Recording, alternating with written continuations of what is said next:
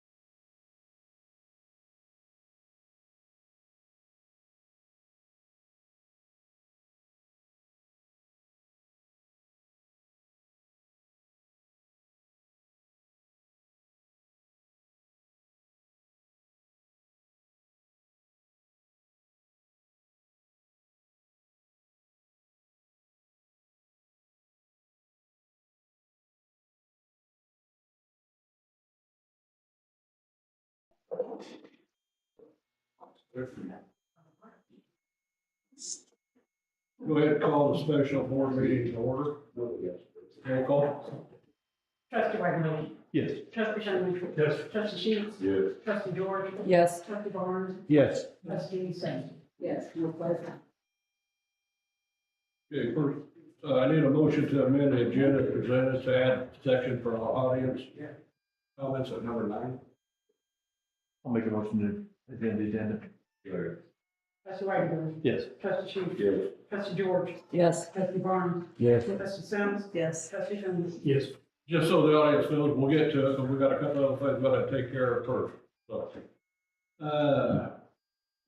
need approval of March 4th, 2026 special board meeting minutes.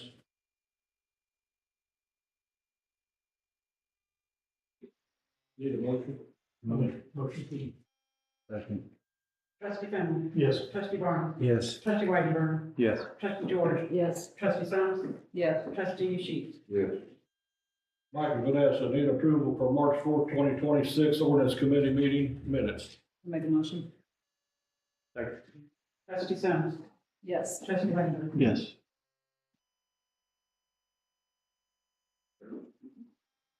Number 4, Midwest Asphalt Pay Estimate number 2 for 15th Street and Lane Street for $380,448.54. Need a motion to pay that. Motion paid.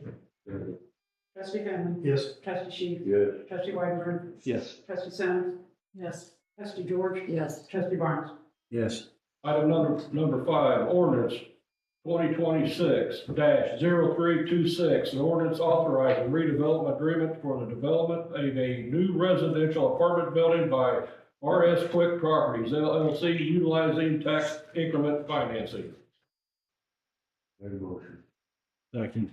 Trustee Sheets. Trustee Barnes. Yes. Trustee George. Yes. Trustee Sims.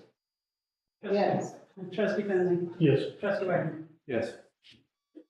That concludes the business side of this. Now to get on with the reason why we're here. The purpose of this meeting is for the board to discuss and add revisions to the solar ordinance draft, to hear recommendations and objections from Earthrise Energy, landowners, and consultants.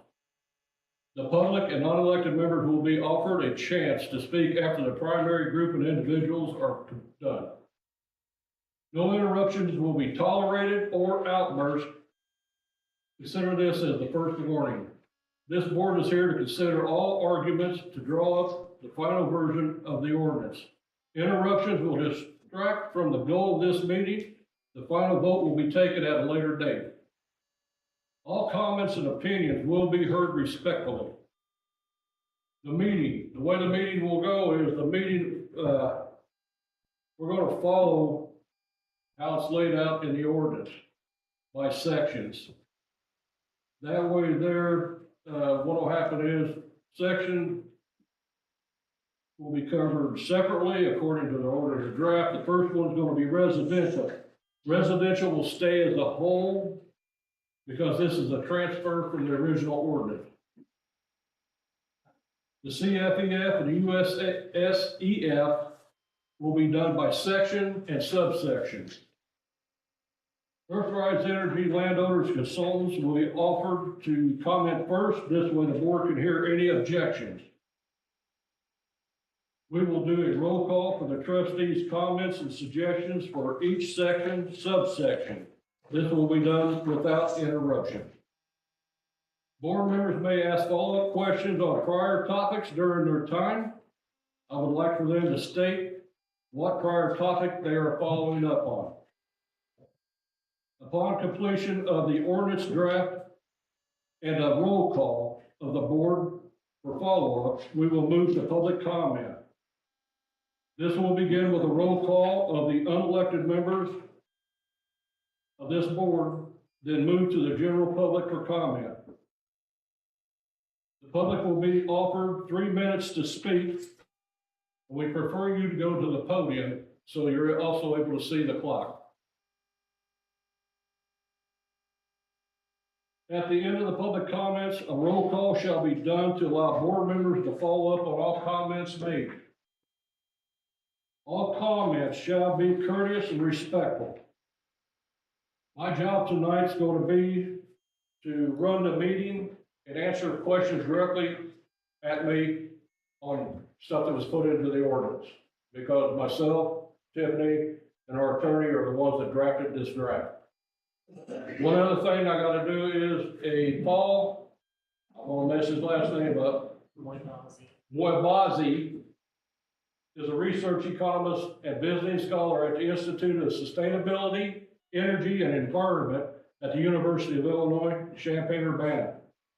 He specializes in environmental, land use, and agricultural economics, specifically focusing on agrivoltaics, integrated solar panels in agriculture for the Escapes project. If you do not mind, I will go ahead and read what he sent me today on his recommendations and his comments I received these later this afternoon for the board, that's why it wasn't put out as quickly. He browsed through the draft quickly, and a few comments below feels a bit restrictive with some rare requirements, but maybe that's what's needed.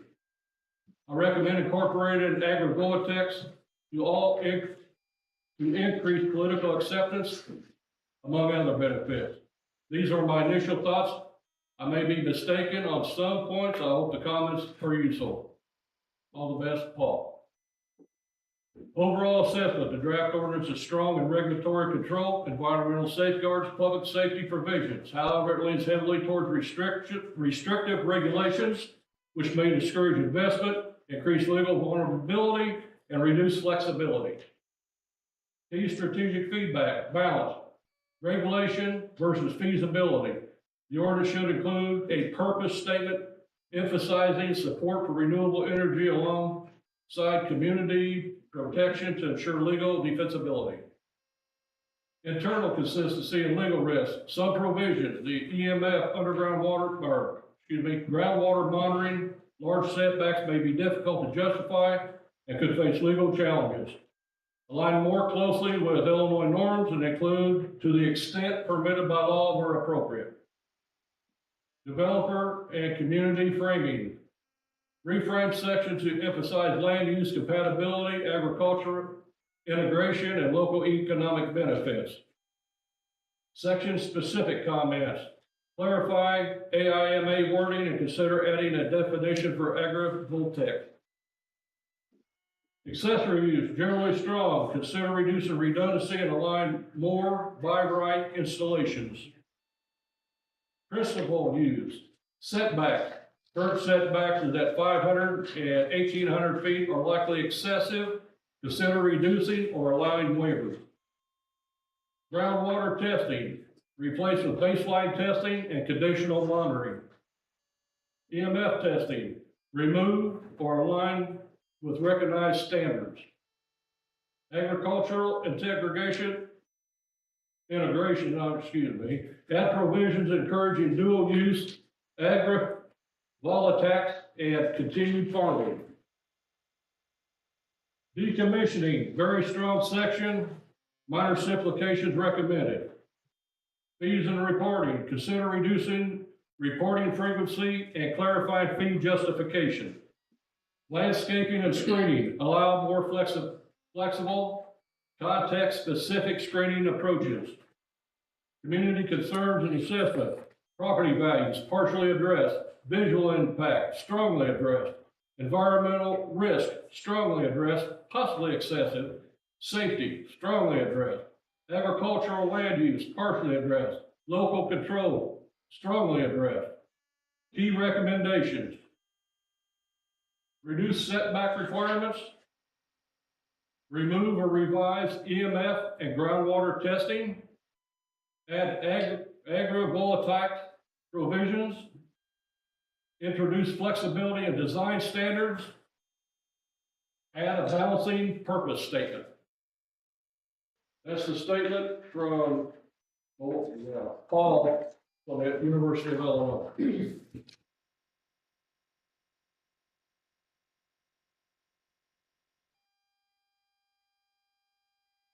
Well, let's see here. Guess we'll start first right. Who's gonna be your speaker? Are y'all gonna speak or?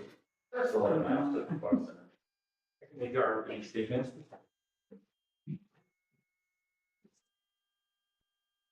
Do I need to say my name or? Yes. Okay. My name is Justin Powell. I am an associate developer representing Earthrise Energy.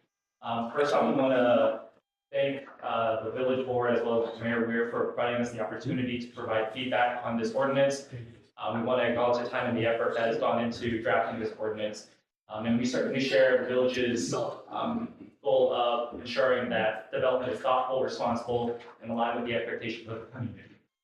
Our team remains committed to our investment within Tilton and working collaboratively with the village, as well as the landowners who have made a voluntary and informed decision to put solar on their property. We would like to discuss some of the concerns with regards to a couple of the provisions within the draft ordinance. As written, portions of the ordinance appear to go beyond what would be typically considered reasonable for land use regulations, and instead impose standards that are overly restrictive, in some cases effectively prohibit solar. In practice, some of these provisions will do more than shape development, they will prevent it altogether. We believe that some of the provisions, while in theory good-natured, are not zoning matters and should instead be regulated by a state entity such as the Illinois Department of Natural Resources or the Illinois Pollution Control Board. Our intention in raising these concerns is not to oppose regulation, but to encourage balance instead. We believe there's a path forward that allows the village to put appropriate guardrails in place while still preserving landowner rights and enabling economically viable projects. We're eager to be partners in that process, and we welcome the opportunity to work collaboratively with the village in order to refine the ordinance so that it protects community interests, respects private property rights, and still allows for responsible solar development to move forward. Thank you. Anyone else? Yeah, Please step up to the podium, please. Thank you. Henry Hausman, Senior Director of Development for Earthrise. Excuse me? Your name again? Henry Hausman. I have a few topics here actually, and so this could be discussion based back and forth, or I could just kind of go over each one and the board could respond or ask questions, once I'm done there. So, as Justin stated, we do have every intention, and we do want to work with the village to develop a project that everybody is satisfied with. We do, again, thank the village and the community for allowing us to come and speak today to review your draft ordinance and to provide our opinions as well. So with regards to that, I'll just go through a couple of the more important ones that we wanted to go over. First being the setbacks. We find that 1,800 feet setbacks is very excessive. We ran a study across 51 counties in Illinois and 100 of the closest municipalities to Tilton and their ordinances and setbacks, and we found that the greatest setback is about 500 feet, with most municipalities at around 300 feet. And so this 1,800 foot proposal is 3 times greater than the largest one and about 12 times greater than the state side bill. So next item I'd like to go over is the tier 1 and tier 2 development categories. In tier 1, within the first half mile, you have no utility scale solar. So when we add that, in addition to the 1,800 feet, we're probably looking as a project somewhere around 2,400 or 2,600 feet or something like that, which is, again, overly restricted in our opinions. The next item I wanted to go over was the stormwater and groundwater testing. We would like a little bit more definition around that because stormwater and groundwater are two different things. So we'd like clarity on which one we're really shooting for here. But in addition to that, our real issue around this is that this whole area has had many projects in the past that in and of themselves contain environmental concerns, like the Hegler Superfund zinc site to the east, like the GM foundry that was there, like the closed coal mines that are up in the northwest side. So, and others. So, and many of which have not been remediated. So our concern there is that over time, what if something from those sites travels into our sites, through the hydrology or something, and we don't believe that we could be held liable for something like that. Next, I wanted to go over the decommissioning requirements. We would ask that the decommissioning of 6 months be revised to align with the agricultural impact mitigation agreement of 1 year. 6 months is a very short time span to decommission a project, especially if that project is starting decommissioning in November or December during the winter time, which will automatically be losing 2 to 3 months anyway. So we would request from the board that they revise that to 1 year. And we would also request that the bond issuance rating be reduced to A- from A+. And finally, as one of our greater points that we wanted to touch on, the special use permit time period, we would ask that that be revised from 25 to 35 years. The reason behind that is that a lot of this equipment, the modules, the inverters, everything is guaranteed to be fully efficient up to 35 years. The financing of these projects, the cash flows are all calculated based on 35 years. And so, we would strongly request that that be revised to a 35-year time span. Next, I'll hand it over to our counsel, Kyle Berry. He wanted to go over some of the more other items in there, but thank you for your time. Thank you. This.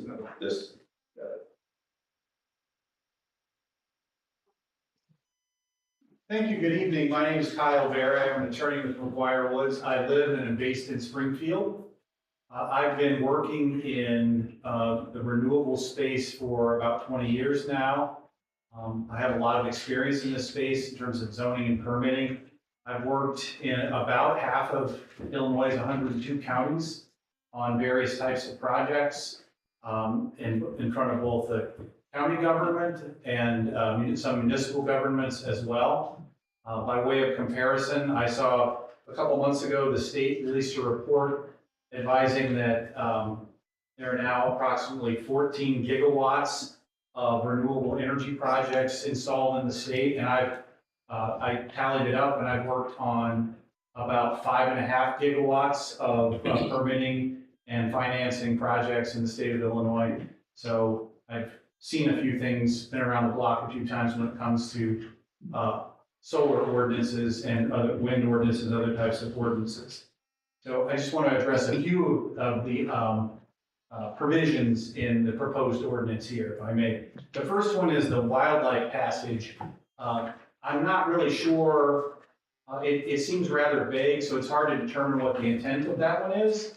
And I don't know, I have some questions about whether the village has the legal authority to regulate something like that. I think if it's something more akin to a conservation area or a park, that would be more applicable. But just vaguely referencing a wildlife passage area, I think it's as drafted, it's certainly too vague to enforce.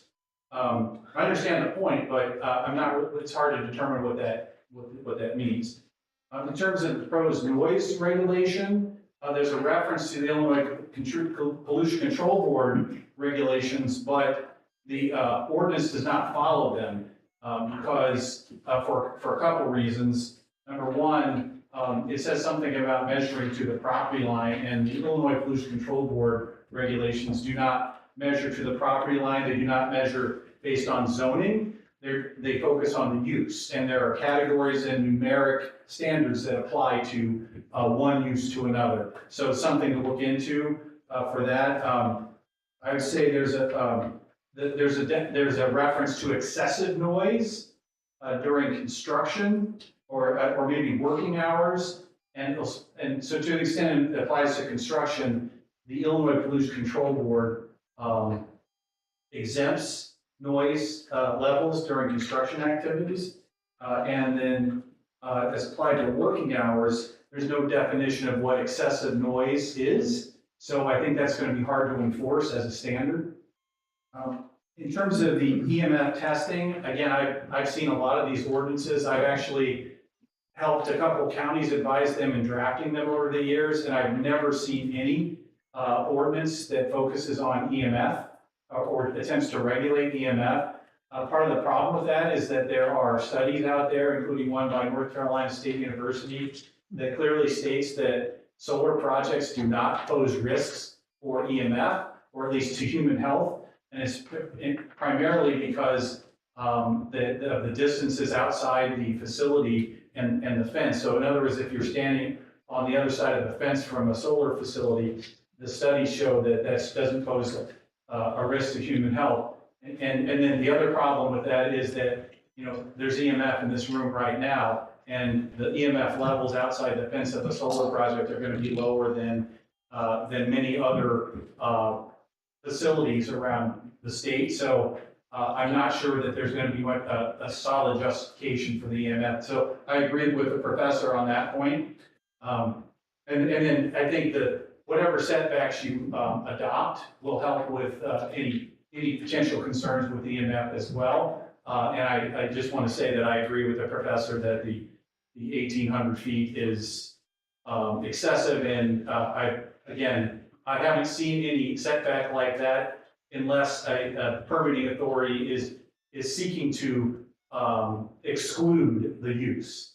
And so that's, when I read a setback of 1,800 feet, the message it sends to me is that the village doesn't want it. So on the drainage tile section, I think it's comprehensively covered by the AMA. If you're not aware, the Illinois Farm Bureau was instrumental in adopting first the wind AMA and then the solar AMA. I was actually I voluntarily made some contributions to the Illinois Department of Agriculture team who were developing that. I advised them a little on it. But again, the Farm Bureau was very involved with it, and they were satisfied with those standards. One requirement in the drain tile section of the proposed ordinance relates to giving the neighboring landowner the ability to essentially veto a drain tile system.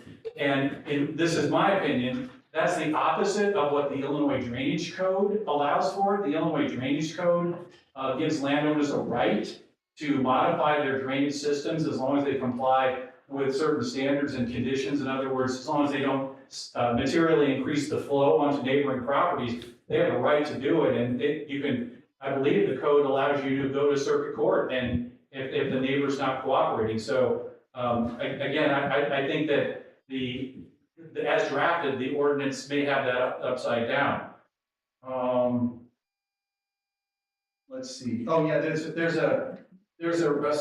seems to be a requirement to stay consistent with the original tile alignment.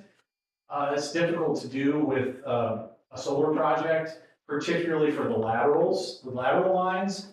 Most solar projects will attempt to avoid damaging the main tile lines, but for the laterals, that's very difficult to do. So the AMA expressly contemplates that developers are allowed to reroute, and landowners are allowed to reroute the tile system around the solar project, because again, it contemplates that many of the lateral lines might be damaged during the process, but you can, again, reroute it around the edge to make sure you maintain the integrity of the drainage flow. On the fencing, I just want to point out that the 10-foot requirement is taller than what the National Electric Code requires. You're certainly entitled to do that, but just wanted to mention that. It seems like there are two standards. It seems like there's a belt and suspenders approach, because there's the vegetative screening requirement, but also an opaque fence requirement. I think opaque fencing can be difficult unless you're doing a solid wall, which, I mean, I guess that's a choice, but it's not visually appealing. What I see typically happen with solar projects is that they use axile fencing, which is often consistent with the other fencing in ag areas. And again, and if you do screening on the fencing, like with the fabric, it tends to just tear frequently. So just some things to think about there. One last thing I wanted to mention is that there's a restriction, and this goes actually, it's an interesting, his name was Paul, right, the professor from UBI. He mentioned the agrivoltaics. Well, there's a restriction in the proposed ordinance to height of the vegetation. And I'm not sure when pheasant season is, so maybe it lines up okay. But the problem if you restrict the height of native plants is that, particularly for the pollinators, they need to grow to a certain height, which is taller than 10 inches, because otherwise they won't be able to go to seed, they won't be able to propagate. So I think it's okay to limit the height, but you should only do that after the plants have had an opportunity to go to seed and propagate. Otherwise, you're kind of defeating, it'll make it more difficult for those native plants to establish themselves. And I have some experience with that issue, because Will County has a a similar ordinance where they have, their ordinance restricts the height to 13 inches, and they frequently grant variances, at least with projects I've worked on, and I have a landscape architect who testifies about the issue of the propagation, so I've heard that a number of times. So appreciate the opportunity to provide comments on the draft ordinance, and happy to answer any questions if the board has them. Thank you. Is there anybody else from North Horizon this week that can go? Really, is there a reason, if this is a discussion for everybody? I mean, no, I'm asking, this is a discussion. As soon as North Horizon's done, then I'm gonna, then we're gonna do a roll I didn't know call. they was on the agenda, I just thought it was just open discuss, I mean, not an open discussion, but a discussion, and that's what they were doing, discussing it, everybody gets 3 minutes. That's what I don't No, no. understand. These folks are North Horizon landowners and consultants, that we had a consultant there. They are pleading their objection and all that. Oh, I didn't see that on there, I just seen the discussion. They're, well, Solar ordinance draft discussion only, that's what I seen in there. we're moving right along. Do you guys have Yeah. any more? Mike, do you have any questions for North Horizon on anything that you heard? Not at this time. Bob? How tall for the panels? Ground height? It'll be around 7 to 9 feet. And on the monitoring the water, what do you do? You saw it last weekend, saw a solar farm got pretty well destroyed by hail. We have that in this area. So once there's damage done to them, how do they monitor if there's any leaching out into the land? And how's that?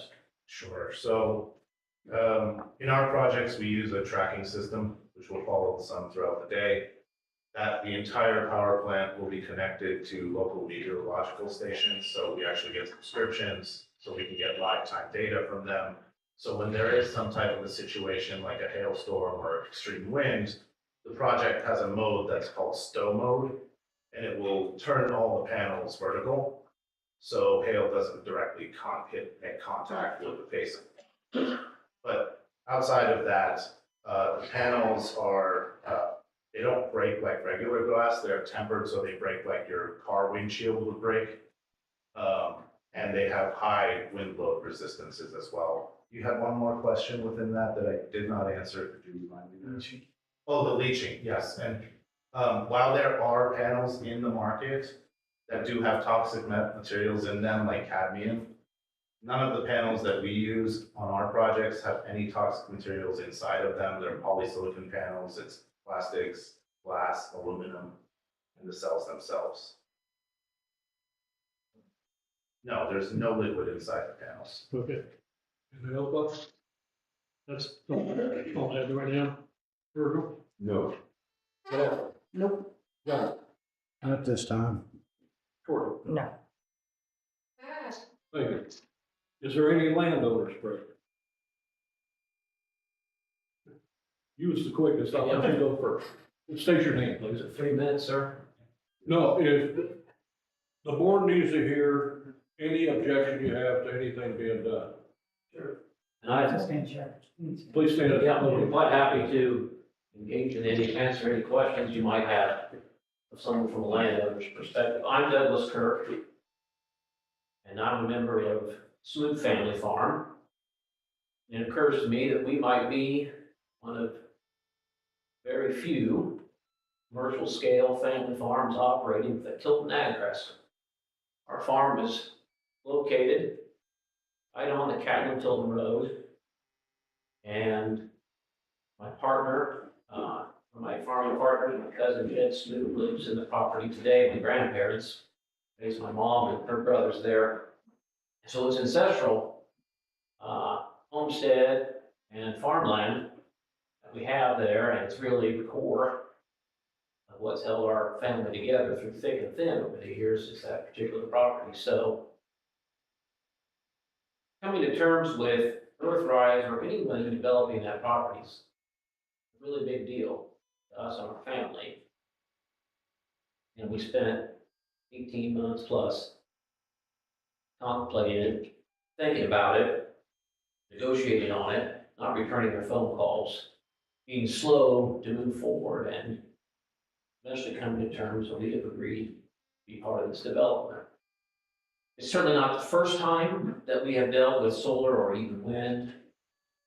We have several farms in southern Vermilion and Champaign and northern Baker County, and 9 out of 10 or 99 out of 100 of these potential developments we have turned away. And I think it can be my full-time job, simply answering phone calls and taking meetings with solar and wind developers these last couple of years. I've seen a lot of projects, haven't given too many of them second thought. But this one is uniquely sited, such that the benefits of it far outweigh the downsides that still exist. Now, I recognize that this project is in some way the Tilton's back door, it's your back porch. In my home community, Kaplan, in the Suffolk School District, it's really at our front door. And while Tilton has made a lot of decisions over the years that have led to good economic growth and a tax base that just keeps broadening, we don't have that in our very rural Catlin community, Salt Fork community. When I started farming, I'm 45 years old, paid land taxes of just around $30 an acre. Today in Salt Fork School District, we have farms that are $74, $75 an acre for bare dirt. That's bizarre to me because standard amount of money you might expect to make on an acre of farmland farming year after all costs is probably around $50. We pay more in property taxes than we could expect profit off of the farm. And it is stifling some investment in our area. We have farm families who invest in farms outside of their core area who just won't come into our district because the real estate taxes are too high as a local farm. But we care a lot about our school district. We care a lot about the community we have. We like very much the life that we live because of the way our community was built by the people like yourselves who made decisions for a long time and helped get it to where it is. But I contend we have a standard of living that we already can no longer afford. But we don't have a lot of other alternatives to increase our tax base. And I think this project, with its $700 or $800 and some thousand dollars going to the school district, is extremely significant. And even though it might be considered at Tilton's back door, I ask you to consider those of us that live and farm there and the community of Catlin itself. I heard earlier 1,800 feet for a setback. I hadn't heard that.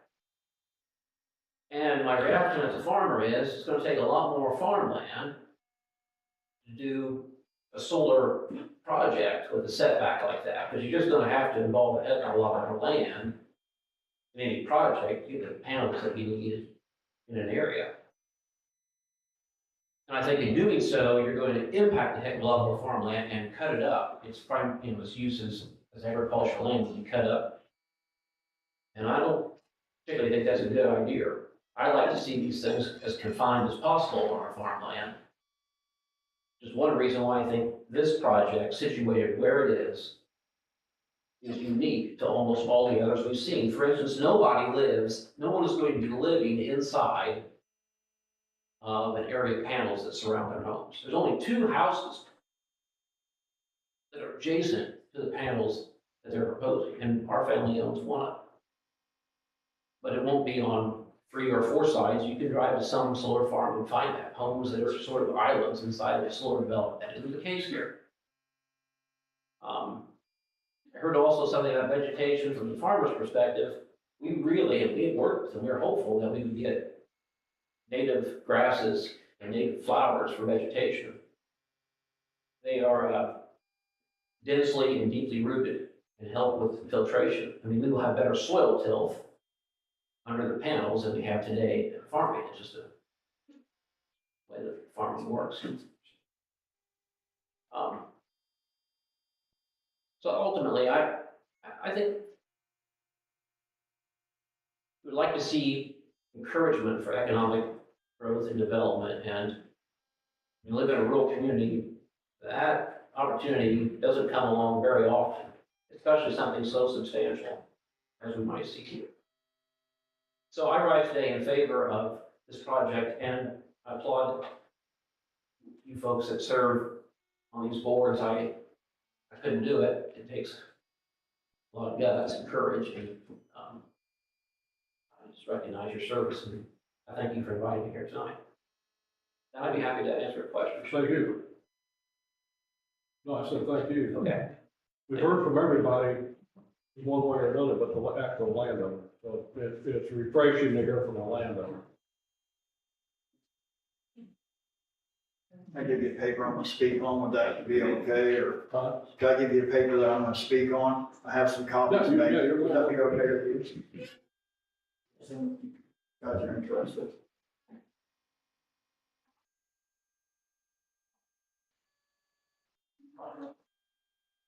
It's all the same language.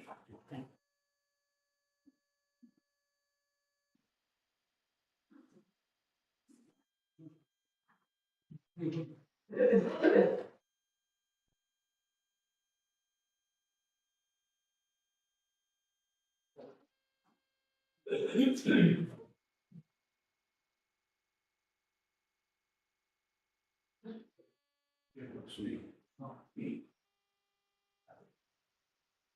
My name is Brian Kiedis. I'm gonna ask your patience. I don't speak publicly, hardly ever. But I live on the north side of Interstate 74 on Leverage Road, which is halfway between Catlin and Tilton, and this project's going to affect me in two ways. They're going to run the power lines to my property, the 400 acres that I own north of the interstate. And also, I feel like this will be less impact on my taxes down the road, so it'll allow me a better lifestyle as I try to retire. So my address is actually Danville. I live in Danville Township. My kids would go to Catlin schools. But if anybody asks me where I live, I say Tilton. I go to the gym every morning, True Grit. I buy my groceries at County Market. I buy my gas at the Marathon. I mean, it's just a crime opportunity for me, and this is where I tell people I'm from. So it occurs to me one thing about the 1,800-foot setback. I don't know much about politics, but to me, if somebody puts up a fence on their property, does it matter if it's 50 feet in their property or on the property line? If my neighbor decides to build a house, it's gonna be wherever they want it, not where I want it. And with the buffer strip, I feel like that's a fair trade-off for your vision. When you drive down the road that upsets you, that'll take up some of that. So as far as the pollution goes, I own the 400 acres with my brother that's on the north side of the interstate, which is effectively a valley. And I feel like the east side of this project will run downhill to me, or the Earthrise peaker plant is closer to me than anybody else. And I'm gonna tell you right now, I'm terrified of the interstate. You wanna talk about me worried about pollution? I'm worried about anything that's gonna happen on that interstate, running those ditches that runs in, first of all, my 22-acre pond that runs north off the interstate. And then from there, our 22-acre pond dumps into our 12-acre pond, and then it goes into the river after that. So my biggest concern is the pollution that you're worried about from this. Is that going to be measured upstream from the interstate or downstream from the interstate, and how that's going to affect the project? Because between diesel fuel spills or anything else that could be going on the interstate, that's my biggest concern about pollution on my property that's downhill from the solar farm. The next thing I wonder about is the population of Vermilion County. This paper I handed out, in the last 15 years has gone down by 12,000 people, which is basically almost 8,700 people, which is 11%. So to me, that means there's going to be less people to tax on property taxes. So the people that do pay property tax are going to have to step up more in order to provide services from the village of Tilton, police, who answer the phone when I call and need something, the fire department who comes to put out a brush pile that gets away from me, or the public works that takes care of the park that I go to on Saturdays in the summertime to see the concerts. I think it's all represented in the population, because if you have less people, you're obviously going to be paying more property taxes in order to absorb this, and inflation being what it is on everyone, I'm sure that the city's costs go up to provide these services as well as everybody else. So at some point, the trajectories are gonna have to meet, and our taxes are gonna go up, is my fear. And these are the points I wanted to make about the pollution and the property tax. And even if you say you want to raise sales tax or anything else, with less people in the county, there's less people to pay sales tax. And dare I say it, the dirty word of Champaign, you can't hardly go to work on Monday without somebody that went to Champaign and spent a day and half their paycheck there. So I don't think we can turn our backs on a project that'll provide us with some kind of income, because at this point, the workman's comp in Illinois is not conducive to more industry, bringing in more money to this area. And I don't know the numbers of taxes or who they're gonna go to, if it'll be the village or the fire department or who it's gonna be. But at this point, if not accepting tax money from a solar project, and I don't know, is there a dozen solar projects in Danville? They're building one in Hegler, they're starting one in Rankin on Monday, Muncie. There's 3 in Ridge Farm, so, and not making it easier for them to be here as opposed to harder. The one that they're gonna build on Lyons Road is the north edge, but it'll be a mile away from here, and the south edge would be 2 miles away from here. And that solar project, you can't help but be right up against the town of Belgium, because Lyons Road is part of the Lyons Yard that they're going to put it on. And there are residents to the east of Lyons Yard, and there are residents on the opposite side of the road to the south of Lyons Yard, which is in spitting distance, basically, of that project. But yet, we're gonna miss this opportunity for this here with 1,800-foot setbacks to make this more conducive. And Doug brought up a great point that if you want less visual, you don't want to spread a solar project out over 4 or 5 farms. This is going to be on 2 locations, 2 different farms, and it'll all be together in one area with a buffer strip around it, as opposed to having to move it around. I think the one in Gibson City might be on over a dozen different farms in multiple counties, whereas this one here is going to be located together. And in one area, in the north border, that'll be the interstate. And, I mean, if you're gonna say going down the interstate bothers you and looks at a solar farm, I mean, go around Indianapolis and look at the walls around that. I mean, there's nothing uglier than that. I'd like to thank you for your time. That's all I have to say. Well, thank you, Mr. Keaton. Mr. Keaton, I'd like to let you know, so that you have your information correct. Yes. The Village of Tilton does not assess a real estate tax. Oh. That was very. Well, I realize it doesn't assess it, but it's the trickle down effect of all the residents in the county that have to take up the slack for this. You're right, I'm just letting you know about Tilton. Yes.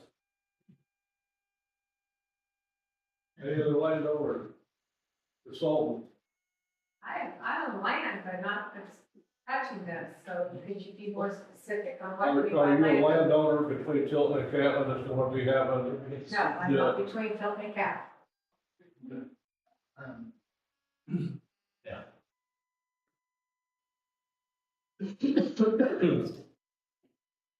Okay. Moving forward, Mike, do you have any questions for the landowners? No. Bob, do you have any questions? No, go right now. Or, no. Vanessa? One thing, you might quote me on this. Are you, can't you go on North Ice to see where the money's going? For this Their project? website? Yes. You wondered about where the money was gonna go? Arthritis has it posted. Okay, thank you. You're welcome. That all you have? Yep. John? No. Courtney? No. Thank you, Joe. Moving right along, we'll start getting into the actual ordinance draft. First thing we're going to talk about is the residential. Does anybody have any questions, Mike, on the residential?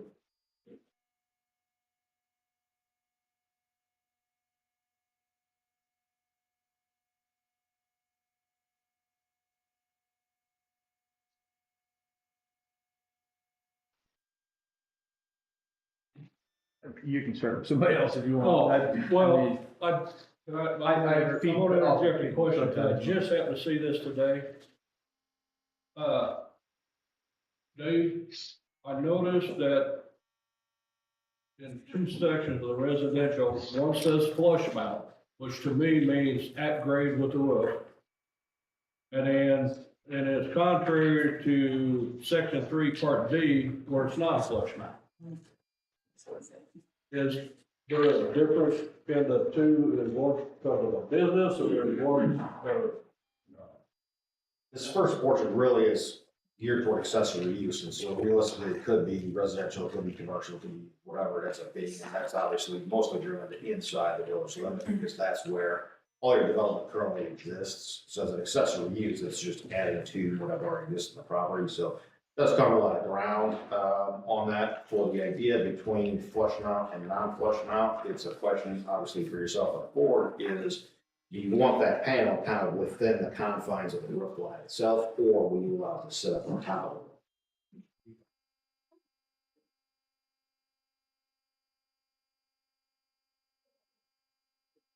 Oh, you got anything to add? Discuss, I should say add, discuss about the residential. Somewhere I reading, lost it where it was at, talking about the potential glare off of the panels. It's something, you know, I don't know if there's a film or something they could put over them. Cause I do know the one, if you're heading Ramp Road heading west, there is a certain time of the year that it is straight down the road. You can't see. And you're coming up to Route 1. So I wasn't sure, I remember seeing it, where it did talk about some,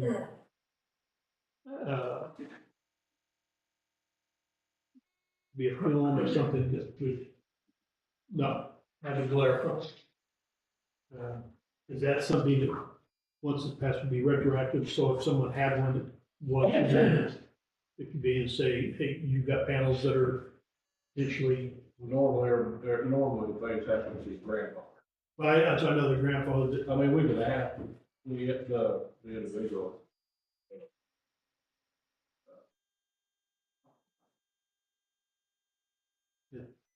Good question, though, because I mean, I think it's a potential safety concern if it's Route 1. Yeah. Well, I mean, as far as retroactive, I mean, we can work with them to get them to do the glare, but That's what I had. Question? Mike, is you come up with anything you want to discuss in there? Yeah. Bert, no. Vanessa? John? No. No. All right, then we'll move to the meeting while everybody's here.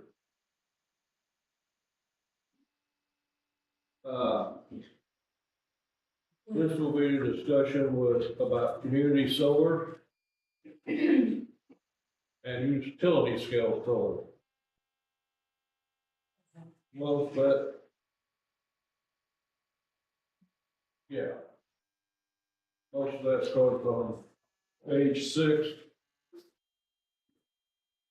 Principal use.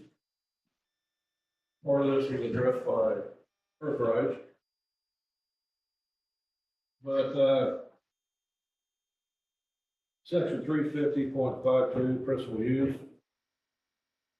CSEF or USSEF, in other words, commercial or community or utility grade solar. As a principal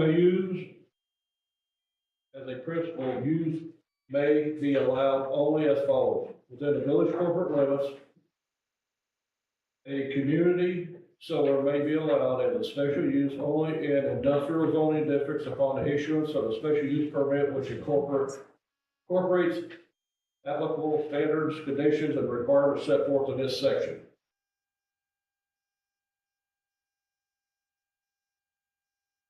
Tier 1.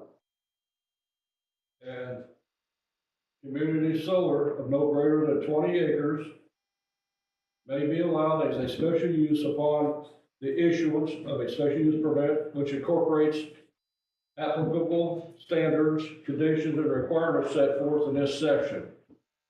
Any community solar constructed within Tier 1 must be a minimum of 2.5 miles from any other community solar. Tier 2. And community solar or utility grade solar may be allowed as a special use upon the issuance of a special use permit which incorporates the standards, conditions, and requirements set forth in this section. Section 8, Mike, do you have any questions or input? No. No. Or no? Vanessa? No. John? No. I'll ask Courtney when she gets back. No? All right. B, the application for a principal use community solar or utility solar shall include the following: name, address of applicant, owner, SES, and different from, if it's different from the applicant, the location of the SES solar energy system, a scale drawing of the solar energy system, the anticipated size and megawatt of the solar energy system, and any additional information requested by the village. Any questions or additions, Mike? No. Yep, that's Bob. No. No. Vanessa? No. John? Courtney? No. The application shall be submitted to the village clerk and be accompanied by an application fee of $1,000 per megawatt. If the village issues a special use permit, the facility owner shall pay an annual fee to the village in the amount of $1,000 for monitoring compliance with standards, conditions, and requirements of the special use permit. I think this is one of the issues that was brought up by Earthrise.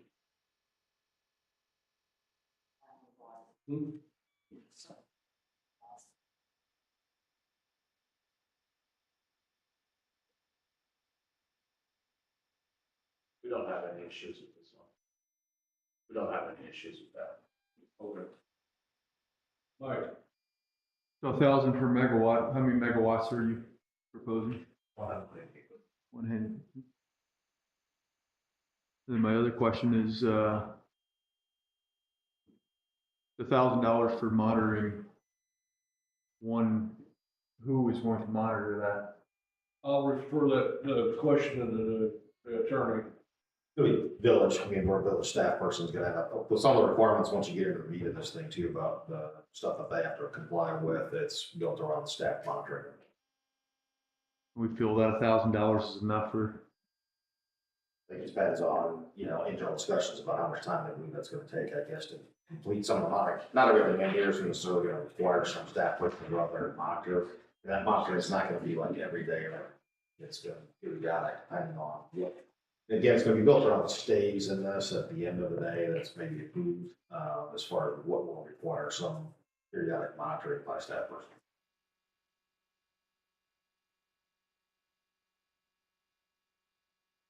Has there been any special use permits already filed? Or has there been any permits already filed? We've received one, but we're under the moratorium, so not review it at this time. When you file, as far as Earthrise files, do you file under Earthrise or is it an LLC Would be a great LLC, project? Tilton Solar, the LLC or something.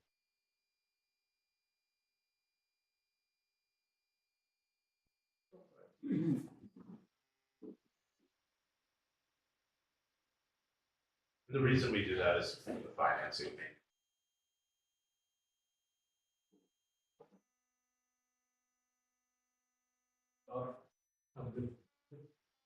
No. John? No. Courtney? No. Development standards.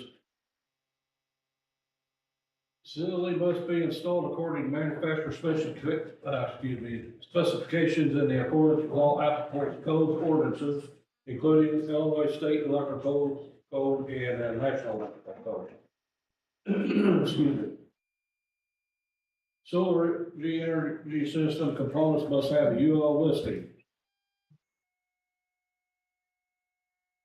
Height. Ground or pole mounted solar energy system shall not exceed 20 feet in height when oriented at maximum tilt. Setback. The minimum setback for a commercial solar energy system shall be 500 feet. The minimum setback for the solar panels and their necessary parts, connection wires, and other facilities for a utility grade shall be 1,800 feet, except in the case of an adjoining property owner who participates in the utility grade solar or otherwise approves a setback closer than 1,800 feet, where such closer setback applies solely to such property. The minimum setback for any buildings and inverters associated with the utility solar shall be 800 feet. On property used for agricultural purposes in conjunction with the utility solar, crops of the landowner's choice shall be planted within a setback area, but which shall not be considered plantings or other landscaping required by this section. Upon the completion of the community solar or utility solar, any new construction occurring closer than the required setback shall not require the facility owner to move any of the components of a solar energy system. Lot size. A facility may be no smaller than 10 acres. Signs. Suitable warning signs containing a telephone number for emergency calls shall face all access approaches to the facility. All signs shall comply with applicable village codes. Lot coverage. No more than 25% of the gross site area shall be occupied by enclosed buildings, each of which shall comply with the applicable bulk regulations at the relevant zoning district. Stormwater and NPDES, the facility shall be subject to stormwater management and erosion and sediment control provisions and NPDES permit requirements. A facility shall construct and maintain a small stormwater detention basin for the collection of groundwater samples for periodic testing. Groundwater shall be tested no less than once a year with the results provided to the village and surrounding residents. If the results require mitigation of pollutants, the facility owner shall provide for immediate mitigation of such pollutants. The first test shall be conducted prior to construction and installation of the facility. If the results of testing do not show any contamination over a 5-year period, testing shall only be required every 5 years.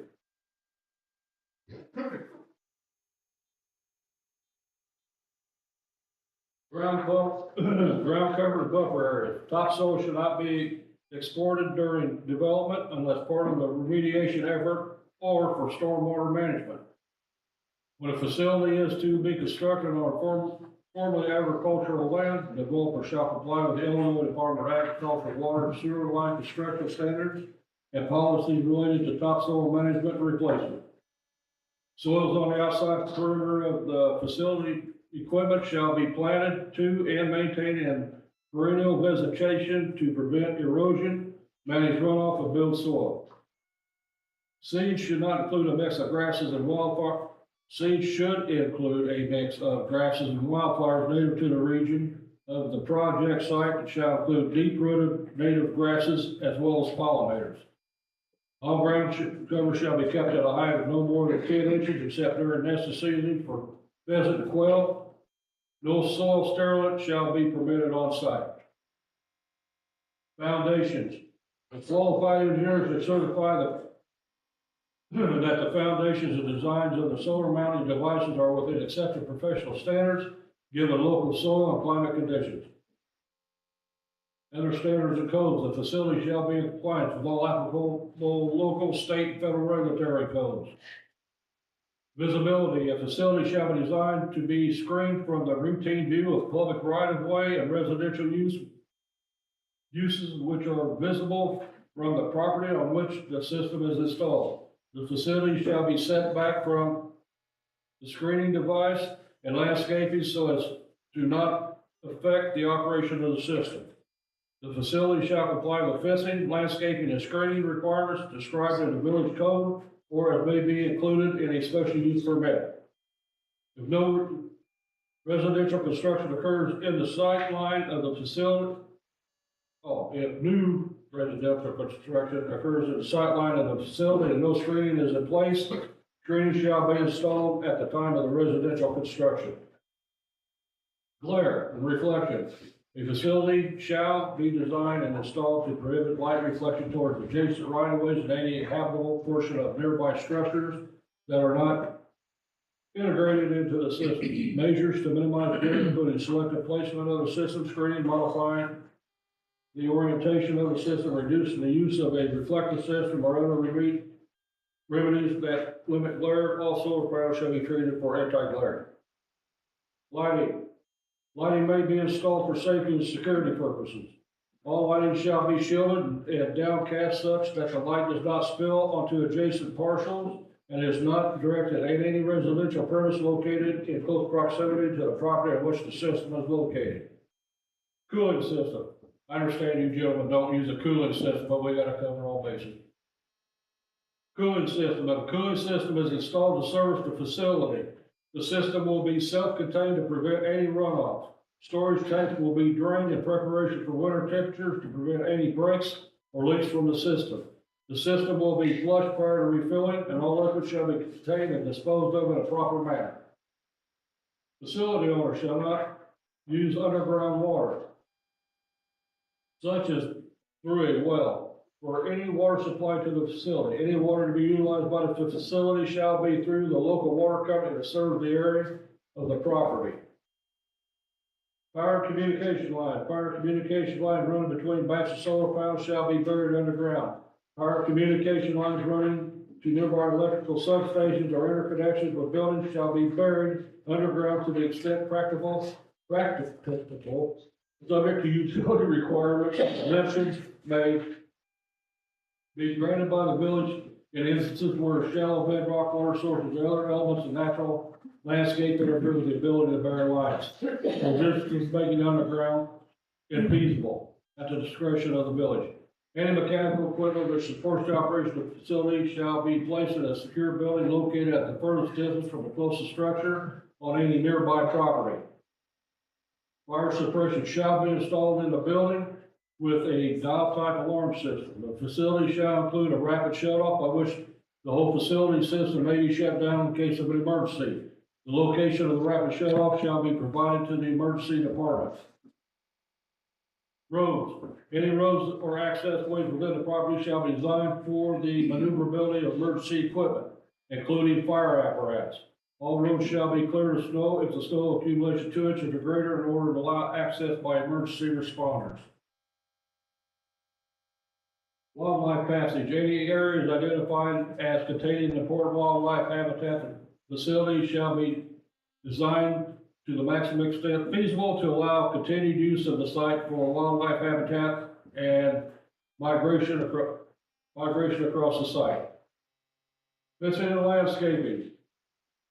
The perimeter of the facility shall be enclosed by OPEC fencing having a height of at least 10 feet and no more than 25. Plantings and trees shall be installed on all sides of the facility to block the view of the facility. Plantings shall be at least 4 foot in height and be conifer-type plantings. Law enforcement and emergency service shall be provided a means of access to enter the property as well as any building which may be allowed by a occupier. Any fencing that becomes damaged or deteriorated shall be replaced immediately.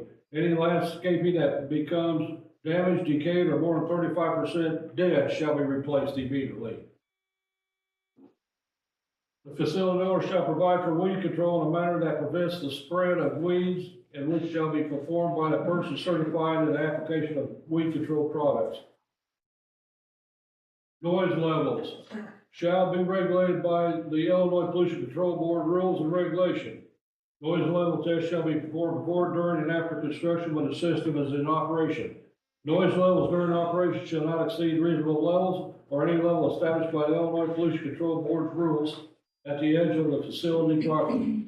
Any construction, installation, or maintenance work that is likely to create excessive noise shall occur during the hours of 8 a.m. to 3 p.m. Monday through Friday. You asked for an explanation. Pile driver. Dust. Any contractor or worker performing the work on the property shall be responsible for dust abatement during the work, including any trucking to and from the property. EMF testing. Before construction and once the system is operational, the facility owner shall provide for or conduct EMF testing at 50-foot intervals until the reading returns to the same level as existed prior to construction. The information shall be provided to the village and to the surrounding residents. Warnings concerning EMF shall be posted at all entrances leading to the property, relaying the distance at which the EMF is located and contact information. All solid waste, whether generated from supplies, equipment, parts, packaging, operation, or maintaining a facility, including old parts and equipment, shall be removed from the site immediately and disposed of in an appropriate manner. Any and all hazardous waste generated by the operation and maintenance of the facility, including but not limited to lubricant material, shall be removed from the site immediately and disposed of in a manner consistent with local, state, and federal rules and regulations. Any damaged solar panels or equipment shall be immediately removed from the site. No outside storage of materials or replacement panels shall be allowed on the property. Storage of any replacement panels or materials shall be in a fully closed structure.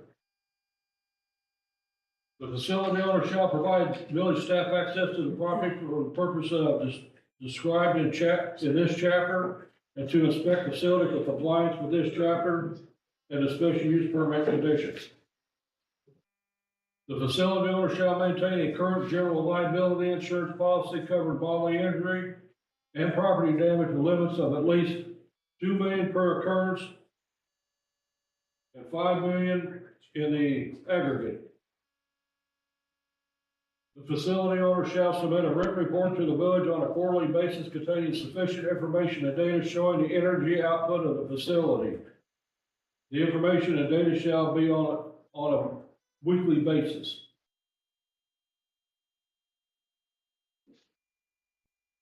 That's the development standards set in this draft. Mike, questions, comments, add-ons?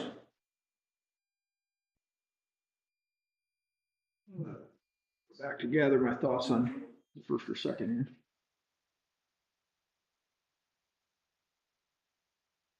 One of my concerns would be the agricultural purposes. So meaning if we're going to allow for plantings outside of the area, such as let's say a combine fire, and that goes into a solar, the solar section. The concern is, one, do Do you guys have a training protocol for firefighters, and what about, I think of our first responders in this aspect of, what they're gonna put up with going in there, the cost associated, the training, those types of things. Yes, short answer is yes. Long version is, we have established training programs. We are currently, in collaboration with about 5 or 6 fire departments in Will County for a project up there. We are collaborating with, the fire departments in our projects down in Cumberland and Coles County. We buy equipment for the fire departments, that they deem necessary for response to the projects. Generally, the solar panels themselves, or the rows of the panels, they will not catch fire. They're not flammable. The only flammable component within the project are the inverters.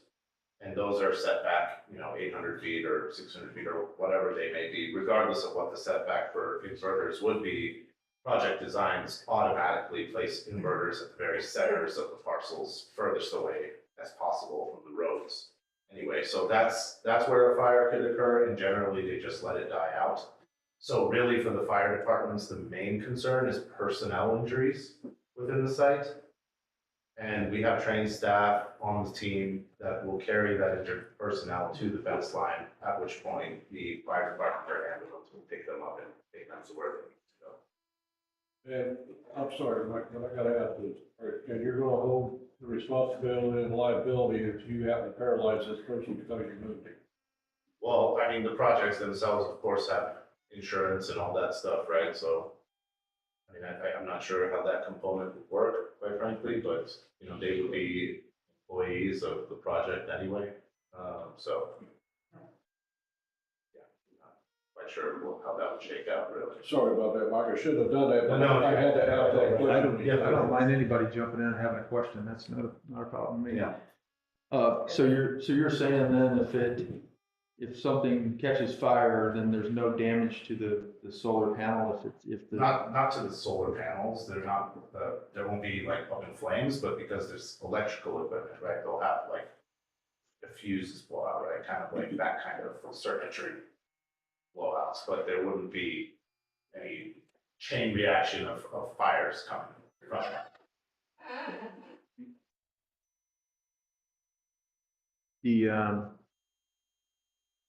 Just so I don't forget it, and you mentioned that you're gonna have people on there carrying people out of it. How many people are you gonna employ at this? It's hard to say, it's not many. Generally, for a solar farm, perhaps this size would be maybe 2 to 4 full-time employees that would do the operations and maintenance. As far as the glare reflection, what direction are the panels going to be facing? We would use a tracking system that would follow the sun from east to west. So at any given point, depending which direction you face, that's kind of where the glare would go. But we do conduct glare studies. We are required by the state to mitigate that glare. And that glare is further mitigated by opaque fencing and vegetation requirements and so on. So we would not design a project that had any glare impacts in any direction whatsoever. Do you do anything other than the fencing and the? Well, the panels themselves are anti-reflective as well. But that being said, of course, the power of the sun, et cetera, could still create some glare, which they do based on our studies. And that's how we mitigate them further, is through the fencing, through the vegetation, et cetera. So it's safe to say that at any point in time, there's going to be some sort of glare somewhere. If it's modeled, potentially, but that's how we mitigate it through vegetation, through shortening piles, through screening on the fences, so on. The question I have is, obviously, if there's no weed killer, or I call it weed killer because I'm from Tilton. But if you can't use that, how are you what's your processes of controlling the weeds? Is it physically one of the? I would usually say spot treatment, but it sounds like that's not something applicable here, so If possible, I'd like to defer to our environmental director, and I can give you an answer for that. I don't have time for through email. I just curious. Thank you for the question. As far as disposal, on here, where do you dispose of these? So that kind of perhaps ties into the recycling clause within the ordinance. We find it very difficult that we would be able to get pricing on recycling panels 35 years from now. However, our decommissioning plans stipulate recycling down the road in the future. We just don't see how we could even get a contract for something like that 35 years down the road and even get accurate pricing for it. What if something's damaged? I mean, are you taking it down to the local recycling facility, or are you taking it to down the street here on, in Tilton to dispose of it, or what's the? That would be identified in the operations and maintenance plan. I personally do not know within this area what would occur. We do have spare modules or panels that we keep, and so, when there is an issue, we replace that. What happens to the old one, I do not know at this time.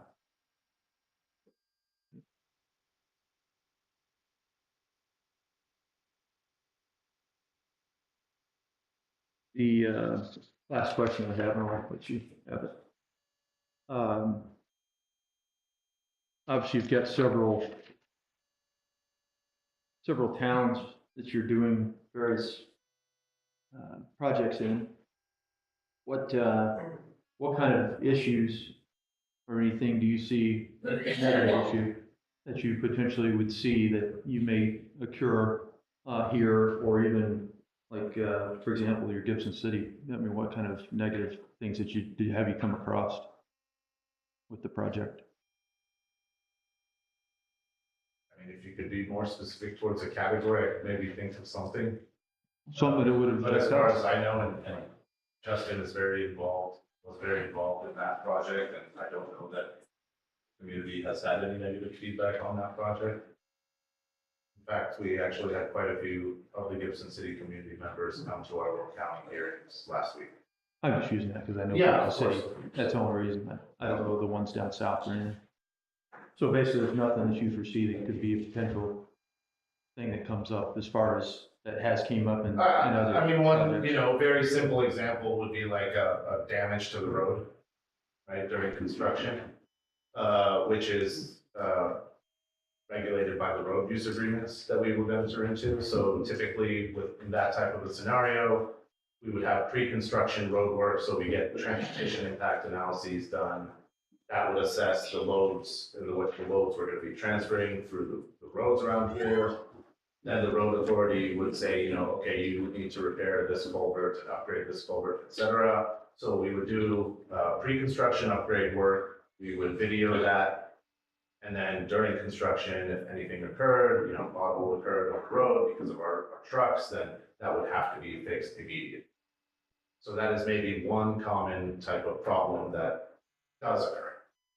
And that, how we mitigate it is identified in the road use agreement. And I apologize because I'm not I don't put in solar farms or anything. I'm trying to look at it as, you're partnering with us too at this point. So if you're the professional, going to put this in, I'm just asking your opinion of, being honest with me, saying, hey, here's some things that we've come across. That's going to be some. Of course, yeah. Happy to answer to the best of my.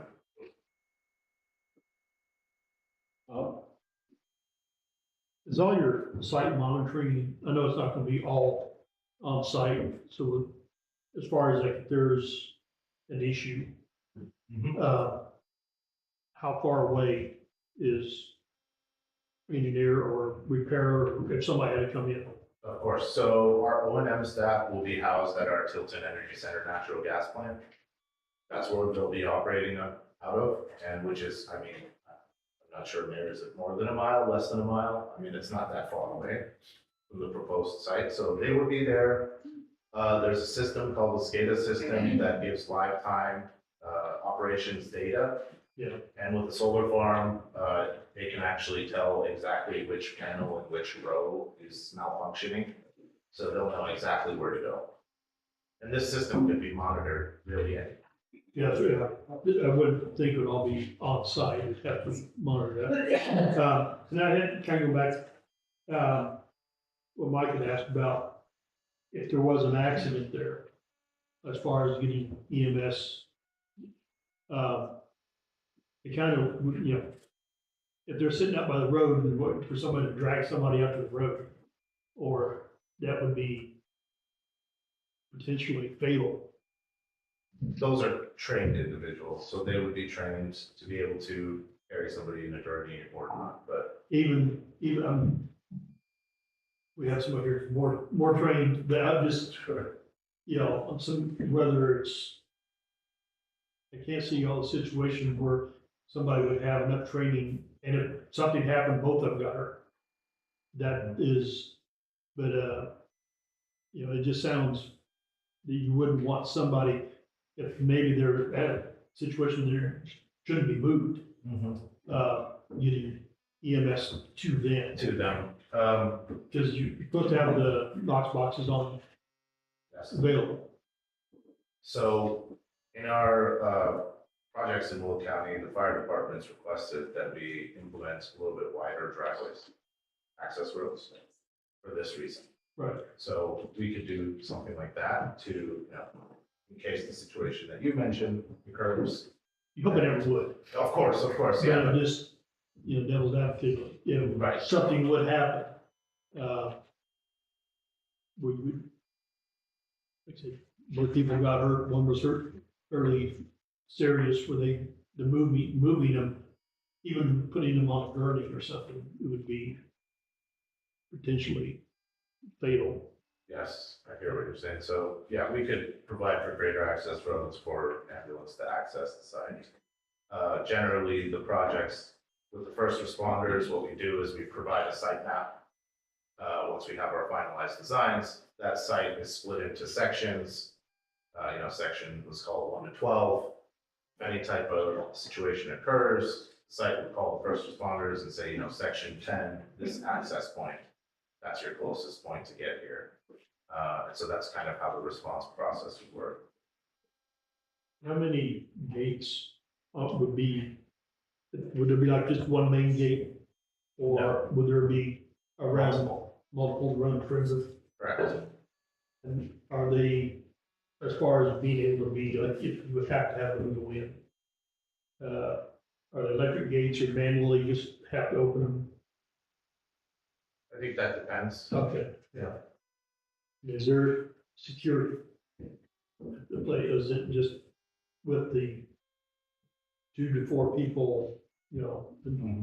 But as far as any kind of security? There's, you know, visual security systems, camera systems, et cetera.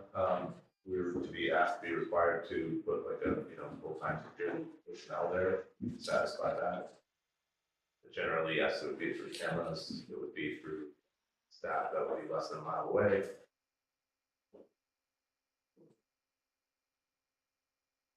Yeah, they've got a security system there. Okay, that's all. I just got one up. I think Bill read where, when they're in vertical position, it's 20 feet. How much is the average one when they're vertical? It depends on the pile height and module type, and the pile height depends on the soil geotechnical data and visibility data. If it's all right with you, I'd like to defer to my engineer and get back to you all with an answer on this one, to be more accurate, rather than give you a kind of a number. That's all I have.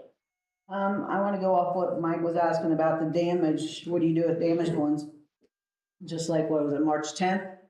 Wheatfield, Indiana, had all that damage from the storm. You guys got plans for the project, yet you have no plans to, what to do with damaged ones, how you're gonna dispose of them. Will you have that before you even start the project? Yeah, that would be a part of the operations and maintenance plan. So I could potentially get that information from our identical Gibson city plans, share that information. That's all I got. John, Vanessa took it. Courtney. No. Moving along, special use permit requirements and conditions. The village board shall have the final approval of all special use permits request for setting of solar energy system. The following information and documents shall be submitted as part of the special use permit. Proof of agricultural impact mitigation agreement has been executed with the Illinois Department of Agriculture. Compliance with the AIMA shall be a condition of the special use permit pursuant to 70 ILCS 405/22.02A. An appropriate impact study shall be required as set out in statutory AIMA, which is incorporated herein as part of this chapter. A detailed site plan for both existing and proposed conditions must be submitted, showing locations of all solar arrays, other structures, property lines, zoning, and use of adjacent property, right-of-ways, service roads, floodplains, wetland, and other protected natural resources, topography, electric equipment, and all other characteristics requested by the village. The site plan should also show all zoning districts and overlay districts. Road use agreements. The site plan shall identify all routes on either village, county, township roads that will be used for the construction and maintenance of the facility, including all routes for ingress and egress. The routing shall be approved by the village engineer, township road commissioner, and the county highway engineer. The facility owner shall complete and provide a pre-construction baseline survey to determine existing road conditions for assessing potential future damage due to development and operation related to traffic. The facility owner shall provide a road repair plan and any agreements related to such plan which will ameliorate any and all damages. The facility owner shall provide a letter of credit or surety bond in the amount and form approved by the highway roads officials when warranted. A pollinator-friendly plan for the property inside and outside the fenced area. The facility owner shall work with SWCD to determine appropriate vegetation, existing soil. Compliance with the pollinator-friendly plan shall be a condition of the special use permit. A plan which provides measures for restoring or assisting in restoring a pheasant and quail population. The facility owner may work with the Illinois Department of Natural Resources in preparing the plan. I think I was asked, the question came up, what that's about. Well, quail and pheasant population around here has been reduced and been decimated over the years. Our Gibson City project, in a few months will be the largest Pheasants Forever program in the state. I'm hard of hearing. Our Gibson City project, we're actually implementing a Pheasants Forever program with Fish and Wildlife Services, and within a few months, it'll be the largest program in the state. Around 900 or so acres. I'm sorry to say, but Gibson City, that doesn't help here. No, but I'm just using that as an example of this is something that we are definitely open to and experience. Are you willing to check in on something like that? That we can execute on it. That'd be nice to know. Proof of an agreement providing for the recycling, proof of an agreement providing for the recycling of any and all solar panels and other recyclable materials has been entered for any solar panels or equipment taken out of service for failure or damage. The agreement shall be in full force and effect for every year or part of a year that the solar panels and equipment are located on the property and during any period of decommissioning. Failure to maintain such an agreement shall be a violation of special use permit. Fire emergency response plan. The facility owner shall submit a copy of the project site plan to the local fire department, fire protection district, and coordinate developing a fire emergency response plan. If such plan requires additional training for fire personnel, the facility owner shall be responsible to pay for such additional training. The facility owner shall provide the results and recommendations from consultation with the Illinois Department of Natural Resources through the department's online EcoCat program. The cost of the EcoCat consultation shall be borne by the facility owner. The facility owner shall demonstrate avoidance of protected lands as identified by the Illinois Department of Natural Resources and the Illinois Nature Preserve Commission. Or consider recommendations of the Illinois Department of Natural Resources for setbacks from protected lands, including areas identified by Illinois Natural Preserve Commission. The facility owner shall provide evidence of consultation with the Illinois State Historic Preservation Office to assess potential impacts on state registered historic sites under the Illinois State Agency Historic Resources Preservation Act. Drainage tile, notwithstanding other provisions of law, facility owner with sitting approval for the village to construct a commercial solar energy facility which crosses or impacts a drainage system, including but not limited to drainage tiles, open drainage districts, culverts, water gathering vaults owned or under the control of the property owner or a drainage district under the Illinois Drainage Code, shall obtain prior agreement or approval from the landowner and or the drainage district prior to installation of the system. The facility owner shall provide a plan on addressing any impacts to the drainage system from the construction and operation of the facility. The plan shall include the following. The facility owner shall repair or pay for the repair of any damages to the drainage system in a manner that assures that the tile lines proper operation at the point of repair caused by the facility owner or where designate due to the construction, maintenance, and or construction of a commercial solar energy facility within a reasonable time following completion of such activity. The facility owner or designee will work with the landowner to identify the tile lines traversing the property included within an underlying agreement, which will be crossed or disturbed by the construction of the facility. All tile lines identified in this manner will be shown on the construction and deconstruction plans and staked or flagged in the locations where expected crossing or disturbance is anticipated prior to construction or deconstruction to alert construction and deconstruction crews to the possible need for tile line repairs.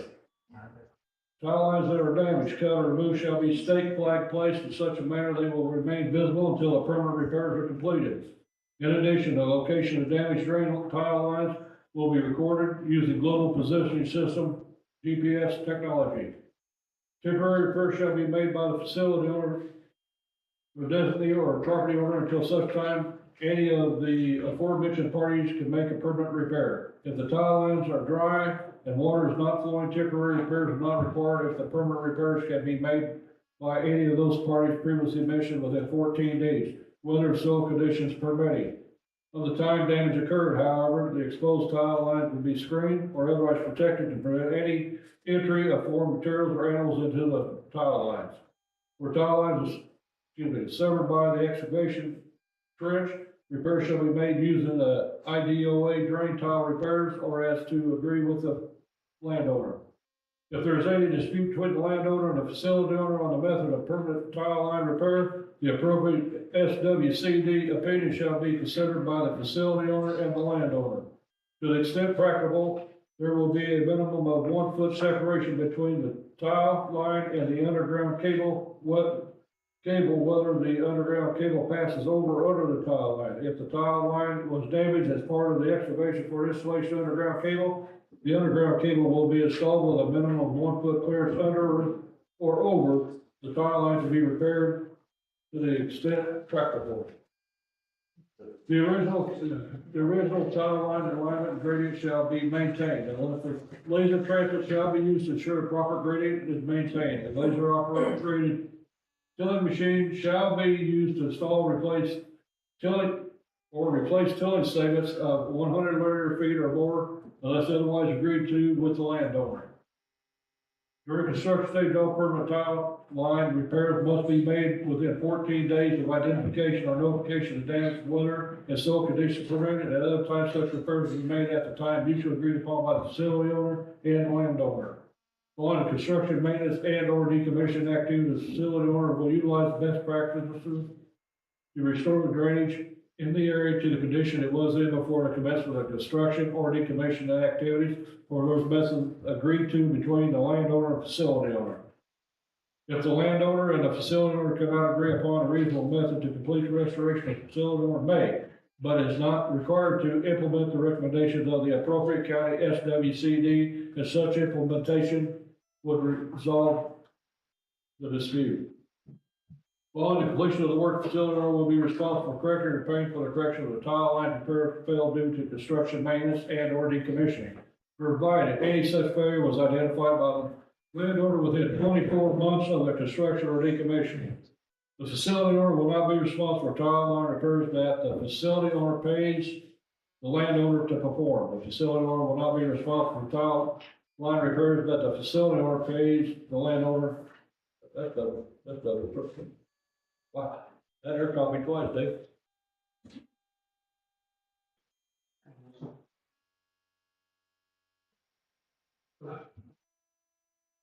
Courtney, I'll look on this time. Courtney, got any questions or? No. No, John, but that's it. Further? No. Huh? No. Mike? First, I'll have something.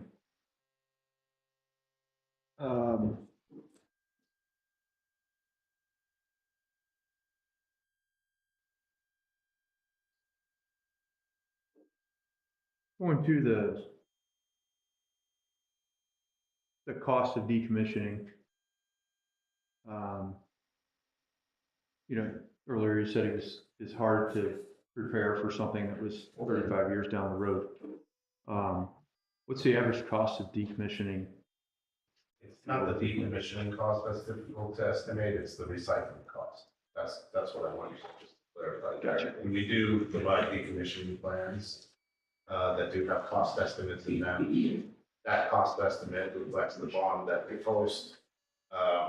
Some municipalities and counties differ between net of salvage value or not net of salvage value.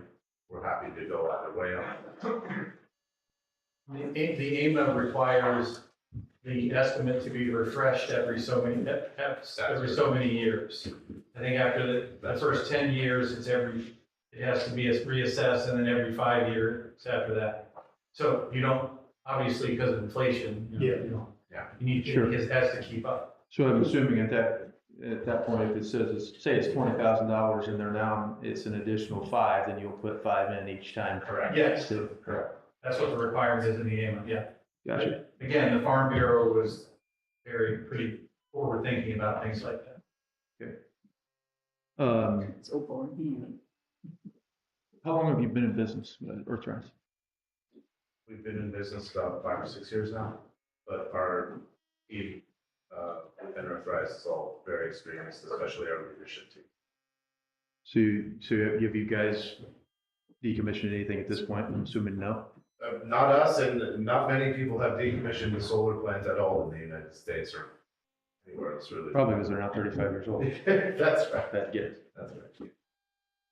I just, for what it's worth, I've been involved in decommissioning a couple wind farms in northern Illinois. Partially decommissioned and repowered. They're back up and running. As far as the drainage tile goes, I guess one concern that I would have is that the southeast corner of the Mormon property, there's a natural flow of water that goes through there, and it gets. I think the state's actually done some. It might have been down to your property, I think, wasn't it, where they dug a trench and things. Clearly, we're in a drought at the moment. Maybe not after tonight, but anyway, we haven't had enough rain to know if this is going to be a problem. You know, as we move forward. So with the facility and things going to be put in, what happens, you know, if that affects that portion again? I mean, have you gone as far as talking or thinking about that of now whose problem is it, or because we can't prove anything right now. It's not like we can go take fire trucks and pour water down the road and see if, you know. So I guess what's your thought process? We are required to maintain the drainage around us the way we found it. So that's kind of our baseline that we go off of, to not create any change with the water flows within the area. In addition to that, you know, what I can say is that solar farms also like good drainage systems. Pools of water on the site actually reduce efficiency. So it's in our best interest as well to maintain the flows the same they were as we found them. So I think I recall what you're mentioning. picturing the hydrology report, that keeps going down south and then breaks eastward, right, past the Head railroad. down to the creek. There's a okay. creek runs Okay, through yeah, there. we're aware of that. So I guess the Earthrise wouldn't have a problem helping out if there was becoming a problem or something in there.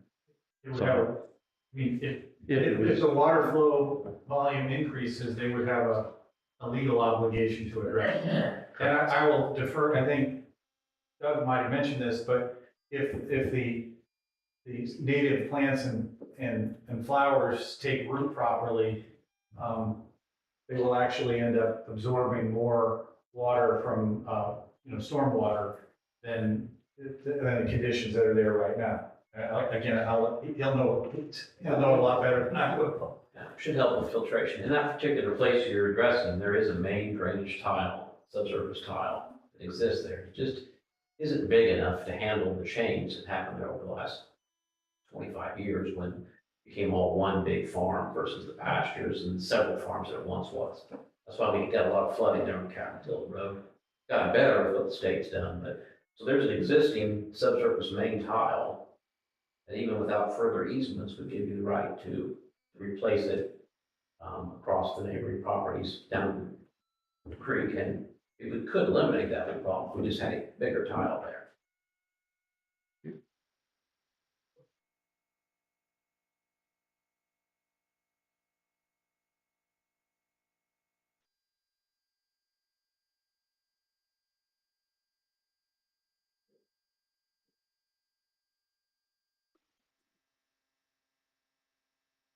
Sparked a question for me when we was talking about underground cables and things of that nature that I jotted down was, is there any type of battery facility hold area that you're planning with No. this?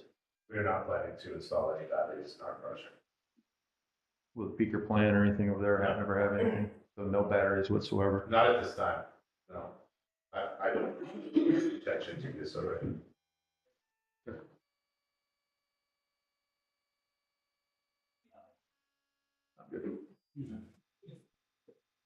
Moving along, decommissioning plans and financial assurance.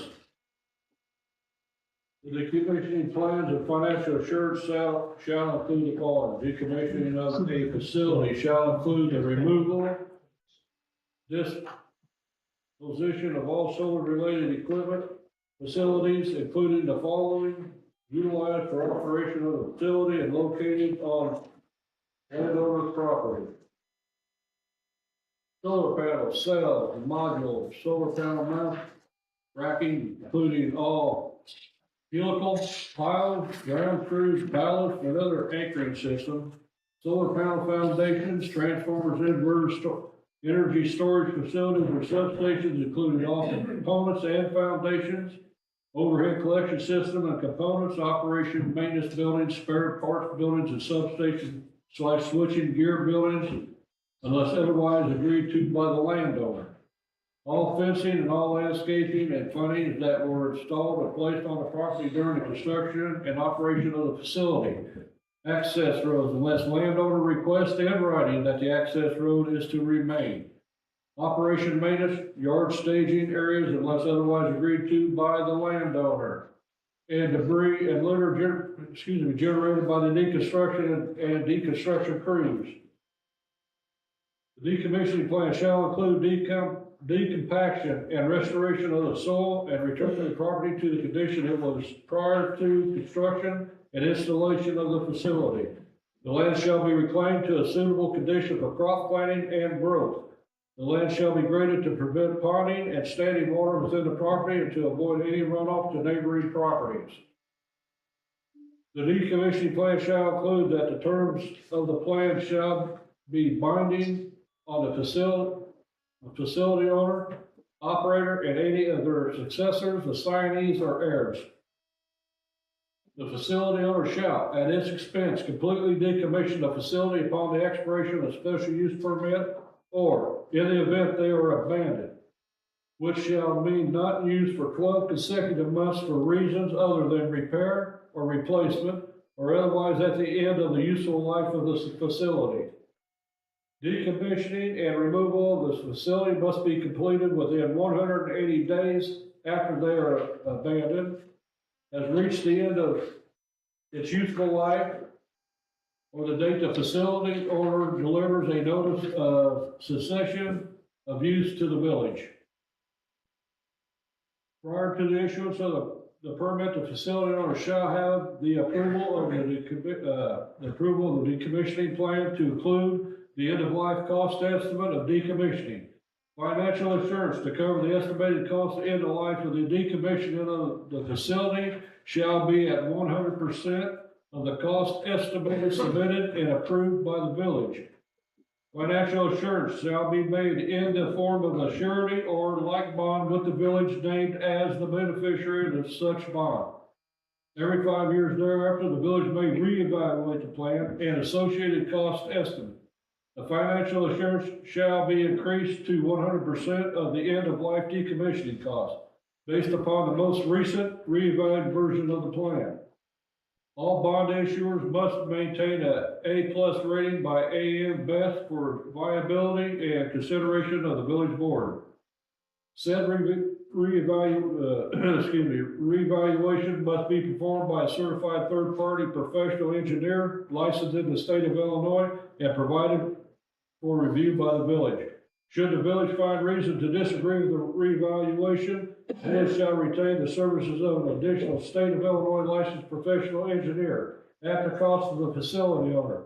After all available decommissioning funds have been utilized, the property owner of record is responsible for any remaining costs to complete the decommissioning plan.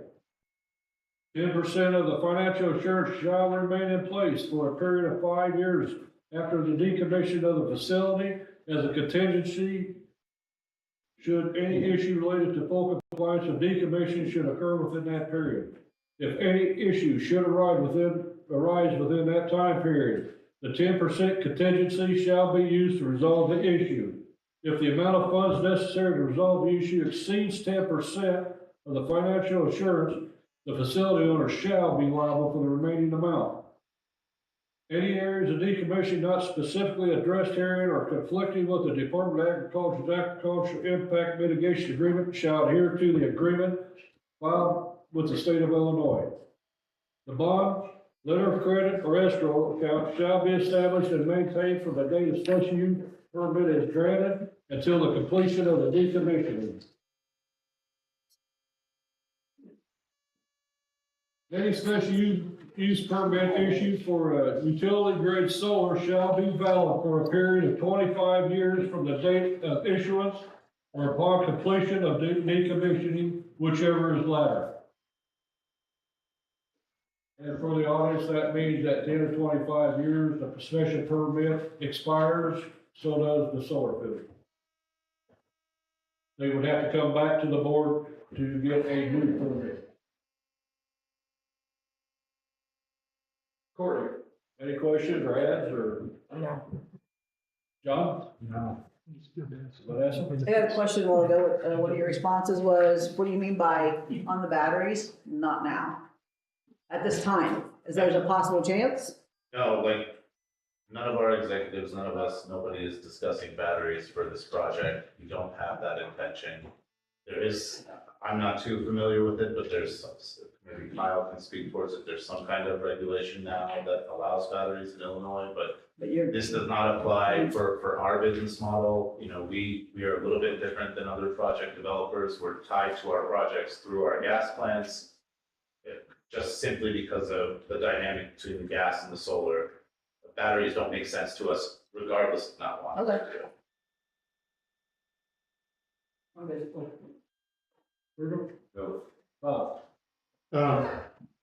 You're putting everything in, the job about getting the land back to as current as possible.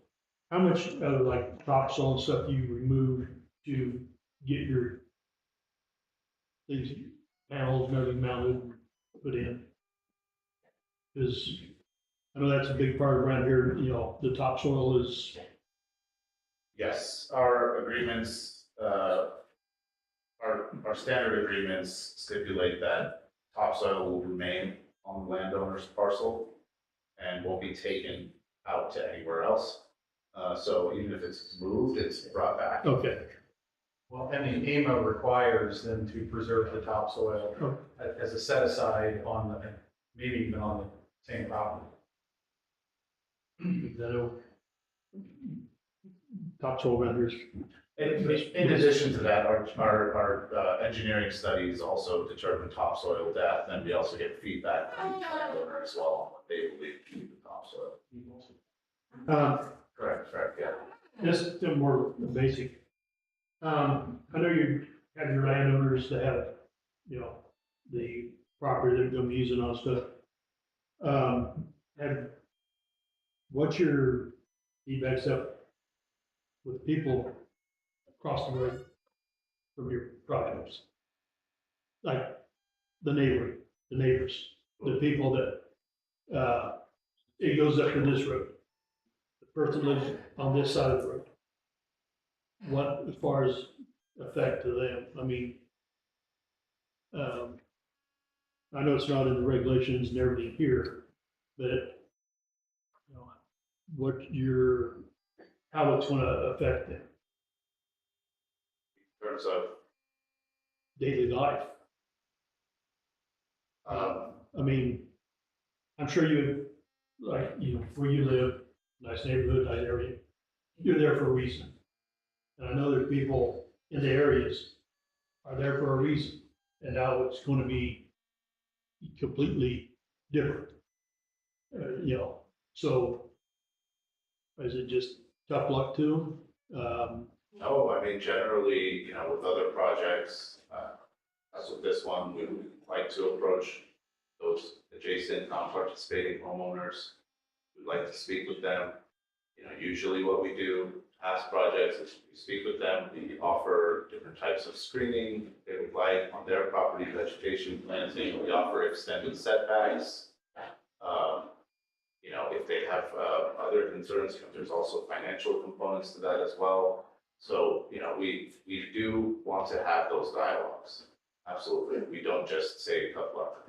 And I'm not sure if this is response to your question, but as the standards governing special use permits under state law and under your ordinance require them to design a facility that doesn't substantially impede any uses on neighboring properties. So this facility should be designed in such a way that it doesn't materially affect the uses on the neighboring properties. If that is Well, it possible. would, yeah, I mean, since it's across the road from, property, I see it's not gonna, they're still gonna be going their driveway, they'll still have their yard, and have all, but it's just the aesthetics of having, their view, basically. Well, what's the property value to that? Does it affect it anyway, that you guys know? Up, down? Well, I don't know that we want to have, that's probably a longer discussion, but I will tell you that I regularly work with projects that use consultants that evaluate all kinds of projects for potential property value impacts. And in fact, we can probably get you a study that shows that they have a number of examples of sales around existing solar projects that demonstrate that there's just no a negative effect on neighboring property values, that they don't affect the sales of those. Part of the study references nationwide studies that are done by academics. Part of the study specifically references phone calls they've made to property assessors around the state. And those assessors that have projects in their counties, they don't find any impact. And you would expect that, right? If you had something that was if your neighbor did something to their property that you thought was affecting your property values, you would go appeal your property tax assessment. I've done that before, not because of my neighbor, but because I thought it was too high. Sure. And they don't see any appeals from people who live near or next to solar projects. Again, I think a lot of times people are skeptical about that because you assume there's an impact. But these folks evaluate lots of different types of facilities, not just solar, but waste treatment facilities, landfills, et cetera. And they don't find a lot of impact. What I think, not to Sorry, Go I ahead. kind of tagged in on your deal, but I don't assume there's an impact. Whether it's positive or negative, I'm just looking at it from your standpoint of the professionals here, of whether or not it affects someone. Go ahead, sorry. And I guess really the only thing, as far as village, what benefits does, the solar farm for the residents? I mean, like, we don't have a property tax, so there's really, I can see, and there may be, a benefit to Tilton, the whole thing. Because other than property tax, and that's about it. So, yes. No, I was just going to say that even if you did have a property tax, this facility wouldn't pay property taxes on it because it's outside your corporate boundaries. So that's sort of a, not, I think, I don't want to say it's not really part of the discussion because it's not really relevant, but you can answer about other things.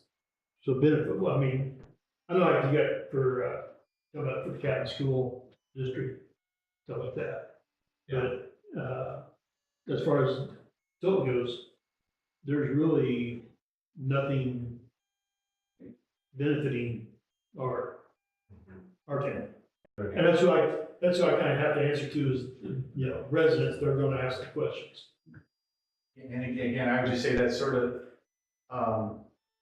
the part of the strange nature of this extraterritorial jurisdiction thing, right? The zoning jurisdiction extends a mile and a half beside your boundaries because you get to make decisions for these landowners who don't get to vote for you, right? So that's sort of the starting point of the discussion. I totally understand where you're coming from, but it's sort of the weird dynamic with the extraterritorial zoning jurisdiction. No, but you're just getting at, there's no benefits basically for Tilton. Right. Financial benefits, yeah. It's for cattle Well- and I think Romaine County, Salt Fork, yeah, there's nothing for Tilton. That's all I have. You're correct. Yeah. Go ahead, Mike. This kind of goes back to the other section because I thought something else as I was looking at it, but thinking of the fire department, I'm in charge of the fire department, so that's why I keep going back to that. As far as specialized fire equipment related to a facility like this, because I don't know, and that's the reason I'm asking. Yeah, Is there anything specialized that? Yeah, what we've been asked for mostly is, those like Polaris vehicles that are retrofitted for medical evacuation type work. It's not really the fire part of it, it's the medical side of it, so that's the type of equipment we can supply. That for the purpose to get into the fields. Correct.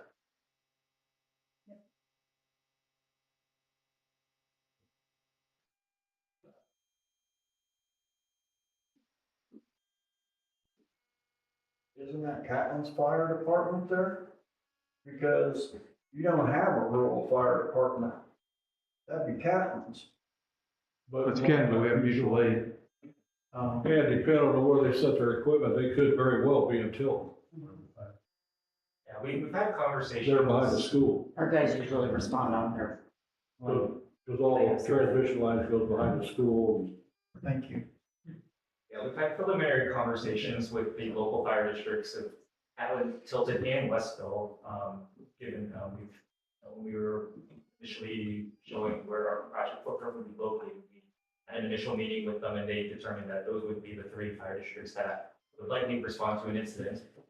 So we've set a preview as to what they could expect and we've walked them through, they make requests to us and we are willing to work with them on designing like an emergency response plan so that they're well equipped in terms of knowledge to respond to any type of incident that may occur. I would like to start there, Judge, I just want I want everybody in Earthrise to understand, there is no obligation to get Tilton anyway. All right. We waltzed into this knowing that we wasn't getting nothing out of it, even though it's got our name stamped all over it. I think you guys donated $5,000 on the initial talk before the 1,400 acre, or 1,400 acre thing came up. And I'm gonna let everybody know. I actually asked these people, do not donate to the village. Not at this point in time. Because the perception does not look good. So, if everything passes, you guys build, that point forward, you can do it. But you're not obligated. Yeah, it's not looking good. I just want to make that clear because your attorney's sitting there and I don't want any of this to sound like we're prodding you for something. No, I'm just asking for purely because I don't know. You're here as a professional, I'm asking the question of what have you seen in other places that potentially would be a situation, but. Another question, I guess, I had when you made a comment, earlier from the A+ to go into an A-, what would be the idea behind that? That's something I asked our finance team, and they just said it's very difficult on institutions won't get those types of securities. So A- was their like kind of, can we make that happen? That was the ask that I received. So.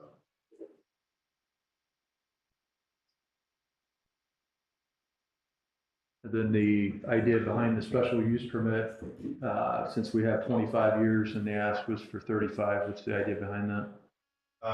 The cash flows and the financial models with the lenders, everything is based off of a 35-year project because a lot of the equipment is guaranteed to operate for 35 years. So like solar panels, after 35 years, they're still 82.5% to 85% efficient. And so they still have a lot of life in them, even past the 35 years. But the industry has basically just set a standard of 35. And so the whole process of design and equipment and financing, it's all kind of linked to that 35 as the base. Gotcha. I was just curious because I think when I was out of Catlin, the numbers were specified at 25 years. So that's why I was curious of why I went to 35 if the 25 was presented in Catlin.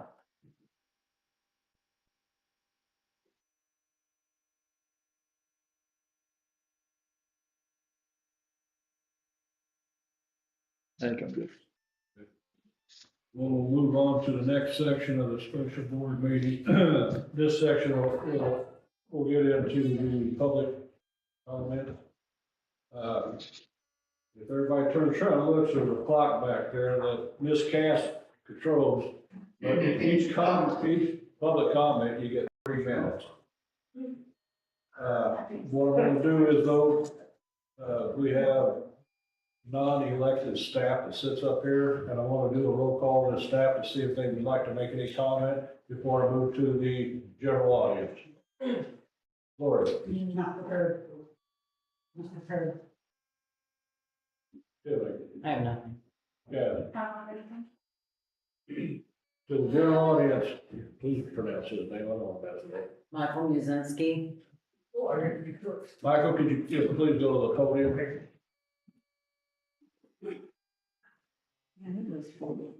Michael Muzinski, I'm a lifelong resident of Vermilion County.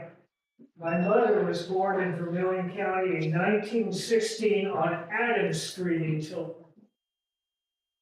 I've listened tonight and felt that there are some issues brought up, and for only 3 minutes, I probably don't have a lot more to say other than the EMF consideration. My understanding is that the only part of this operation that would even generate EMF would be from the inverter itself, correct? Okay.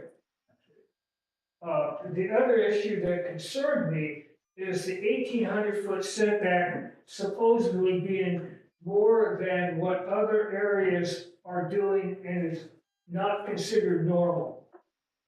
I hadn't heard any justification for that tonight.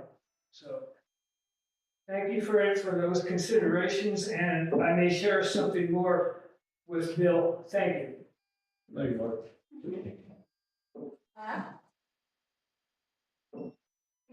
We had some people that came in, they signed, Brian, you already spoke, right? Yes. Okay, Doug? Justin? Let me get you off here so I don't get.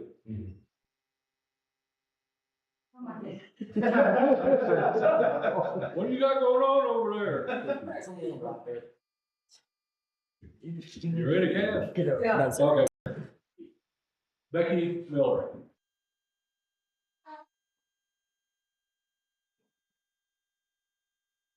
Becky Miller from Indianola. I would like to offer my services, and I know I probably ruffled a few feathers. I was there with 14 other counties when the 2023, when the state the counties had to come up with their ordinances. From listening, which I am a visual person, I would have loved to see what you all were talking about instead of just hearing it. I see some things that have come up at the hearings because I have attended so many hearings. And I go to so many county board meetings, and Jerry Hawker would like to speak to, but he forgot to put his name on the list, he didn't know. But the same things come up and come up and come up. One thing is time constraints, the vegetation.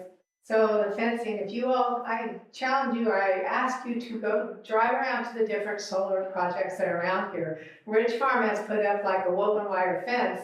Looks great right now, but in 5 years from now, it's not gonna look very good. And these little tiny evergreen trees, it's gonna take them forever, and half of them die before they ever get any height to them. Time constraints, you can't say, in my opinion, and what the county board and other hearings have found out is, you can't say they have to do this in a reasonable amount of time. There needs to be a specific amount of time, and then here's the penalty if you don't have it done in a certain amount of time. There has to be penalties to hold these companies to be accountable. Because they're real good at spinning circles and giving you what you want to hear, answers. The glare study on the mural project, sure, they did a glare study and they programmed it into a computer program, but they only checked at certain heights of windshields. They didn't take into account we have farm vehicles, tractors, big trucks, semis. They just based it on one level of vehicle. And of course, the sun, y'all know, in the summertime, we got different angles than we do in the wintertime. When you put those panels straight up and down, now we have a wind tunnel instead of getting hit by our wonderful hailstorms that we have around here about every 2 or 3 years. Danville got hit tonight with big hail. Also, when it comes to experts, I would beg you all to put it in there that you all choose the experts and they pay for the experts. Don't use their experts. You all choose who the experts are going to be on everything, especially stuff they're supposed to be constantly monitoring. I can go fast here. Firefighters, we've had fires out in my area, and I think you all are volunteers still.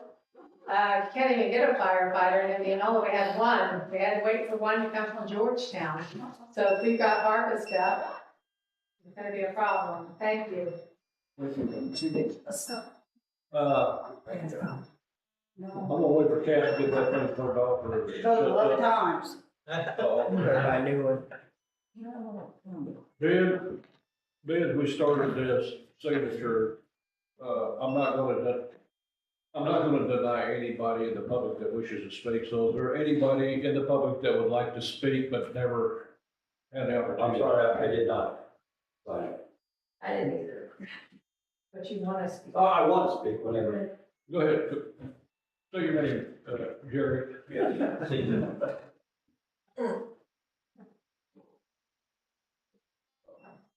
Gary Hawker, I am speaking tonight as a private citizen who happens to be a county board member.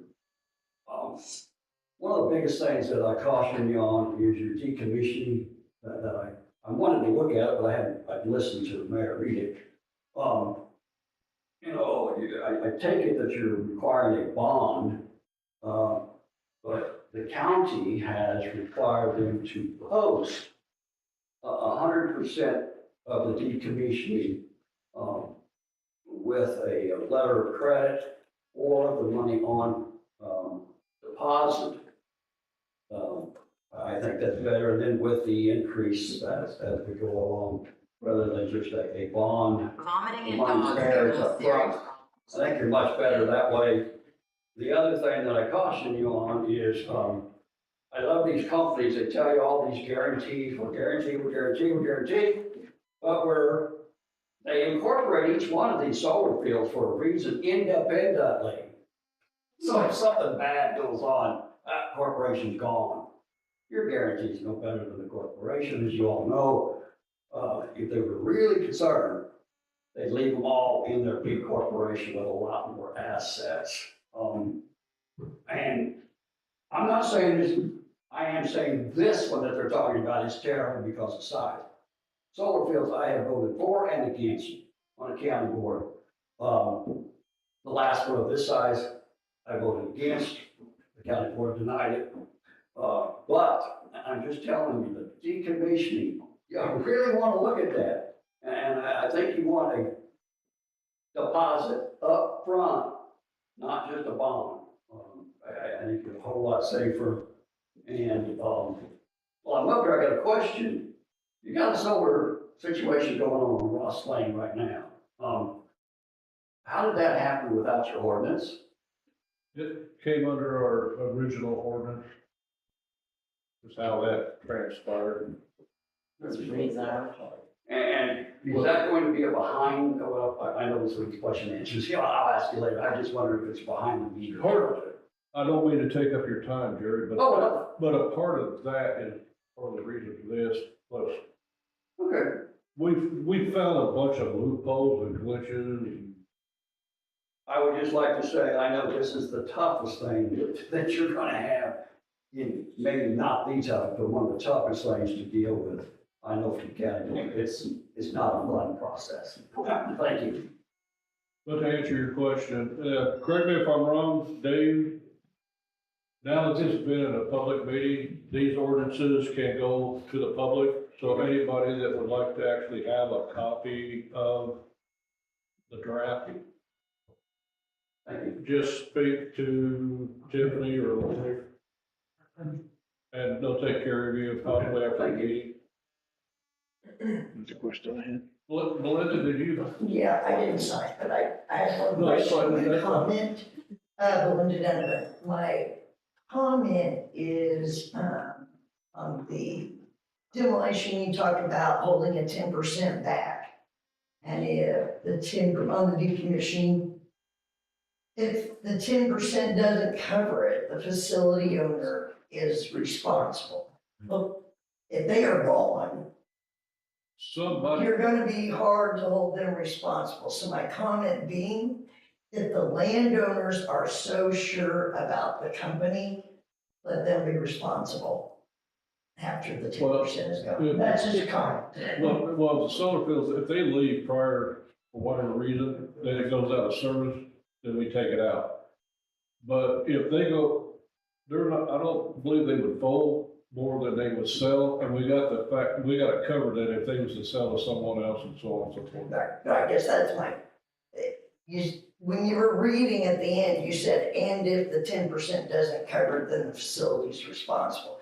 If the facility's not there. Honestly, the 10%, the holdback, is for the landowner, in case they come across something that they didn't do, that they don't have to take care of it themselves, that we could take their money and repair whatever they find. But if they're gone, my point being is just comment. If they're gone and the landowners are so confident in them, then make sure the landowners clean it up, are responsible for it. Well, That's all I'm saying. they would be, because we used all their money in the bond issue, or the assurance bond, we would already use That doesn't make it. it get cleaned up is my point. They own the property, they would have to clean it up if they had a problem with it. The aim, I'm sorry to interrupt, but the AIMA is designed to protect the landowner and make sure that the equipment is removed on behalf of the landowner, because otherwise they're stuck with it, right? Right. And then my other question to you was in regards to property values, and you said there was no flex in those typically. Is that property values per the assessor? for property values in the real estate retail market, resale market. Again, so these guys did a, for one of their other projects, they submitted a property value impact study that was prepared by experts. And that study examined national studies that were done all around the country, and it examined they made phone calls to assessors and real estate agents, but it also looked at actual sales data. And those sales data from retail market, again, if you look at the study, it shows that it gives examples. They call it matched pair analysis. This house sold, it wasn't near a project. These houses sold that were near a solar project, and they go in assuming that there's gonna be an impact, and they don't find an impact. And that's why I was asking, because it Yeah. really clarified whether you're talking assessor property values or real estate resale values. That's It's all I both, had. yeah. Thank you. You're good. Before we go. The lady behind you, Belinda, not Tanya, but the lady, you originally was wanting to say something, I told you no. I because know, wanted that's you okay. No, I'm good. to- You're good, okay. Comment on the resale value.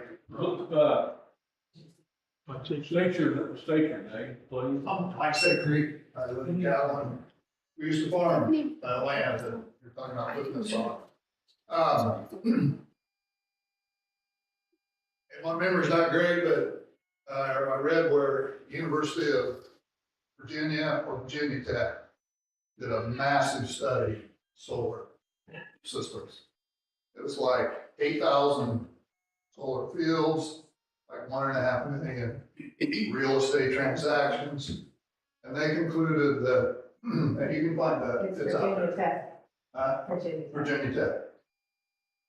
They found that property values dropped on average just under 5%, 4.97 or 4.84, I don't know, within a 3-mile radius. So properties closer, obviously drop more, properties farther away drop less. So, no, they don't go down. Was that study on, the assessed value or the market value? Do you know? I don't remember. It's on transactions, It was on real estate on the transactions, actual transactions, like and 1.5 million transactions. And I don't remember that was the sample size was that big, but what stands out about it is on homes within, like if they're islands, there's a home and there's solar all around it. That is, it does have a forbearance on the value of the house. The homes that were built adjacent, or the homes that existed that were adjacent to the solar field, they had no solar around them, they just happened to be next to them. There was minimal impact to values, and after a longer period of time that the solar farms existed, the impact to market values goes away. In other words, you get used to it. And something that's freshly constructed and has pollinators planted doesn't look as nice on year 1 as year 5, once they've grown up, and it's almost, it's like a habitat, so to speak. So, So it was property values within a 3-mile radius, I believe it was, or 5 mile, it was, of the solar fields, which would be all of Calhoun. I'm a Calhoun resident. So all our property values would essentially drop an average of almost 5%. If you remember, I said that this would be a longer discussion on this No, subject. I I just want to point out, that's not my opinion, that's the opinion of an MAI designated real estate assessor, appraiser, excuse me, who has prepared reports for solar projects, for landfills, et cetera. So, I believe they've addressed that Virginia Tech study as well. And there are other national studies, university studies that don't show an impact. So, again, it's not my opinion, I just want to make that clear. Thank you. Anybody else in the public? Make one more round on the board. Courtney, you got anything? No. John? Vanessa? No, sure. No. Bob? No. On anything on anything that's been mentioned or talked about? I think go right now. Mike? I want to thank everybody's time, for coming out. You learn a lot about both sides of the coin here. I know that from a landowner standpoint and obviously the earth right standpoint here, it was an unlimited amount of time you could talk, and we limit the public to 3 minutes. So at any point in time, and we do that mainly because we're not here, we want to watch the lineup. First of all. But the other thing too, and that was a joke too, by the way, so. But I want to make sure that you all know that at any point in time, feel free to reach out to me. I'd be more happy. I'm sure everybody else here would too. But I'm not going to speak on their behalf, but on my behalf, if you want to talk about something you didn't get a chance to talk about tonight, feel free to reach out, and I'm all ears when it comes down to it. So anyway, I want to thank your time and The only thing I want to add to all this is we're going to take, the board will take all this information. So we'll take the notes, we'll get it sent out to them. They'll start writing it somewhere along the line. We'll probably have another meeting here before too long to actually try to whittle this down to a votable ordinance. Where does the power that is generated from the solar farm, does it just go, where's it fed to? As far as who, where's that power? Where does it go? So generally, most projects, before they even start construction, they'll have a power purchase agreement in place with some entities. It can vary. This can be Ameren, this can be the Illinois Power Agency, this can be an Amazon, Facebook, whatever. But those transactions are on paper, right? Let's say if it's for Amazon, they've got many facilities across the state, right? So those are really just virtual balancings. The physical power, power is one of those things where it prefers the path of least resistance. So depending on, if you were to go look at our substation next to the next to the Tilton gas plant, you'll see a series of transmission lines come out of it and distribution lines come out of it. So the power generated from here some of it will hit the transmission network and some of it will hit the distribution grid, and it'll be distributed around this area physically, and some of it will go, I don't know, X distances across the transmission system. But all that being said, the system operator does not, it costs them more money to send power over greater distances because there are losses. Right. So the preference is always to have it consumed where it's generated. That will be the most optimum for them and for everybody else. Right.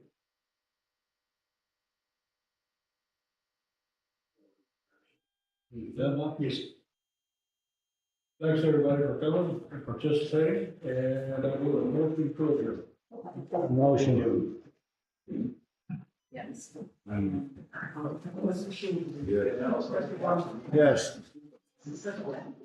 Yes. Oh,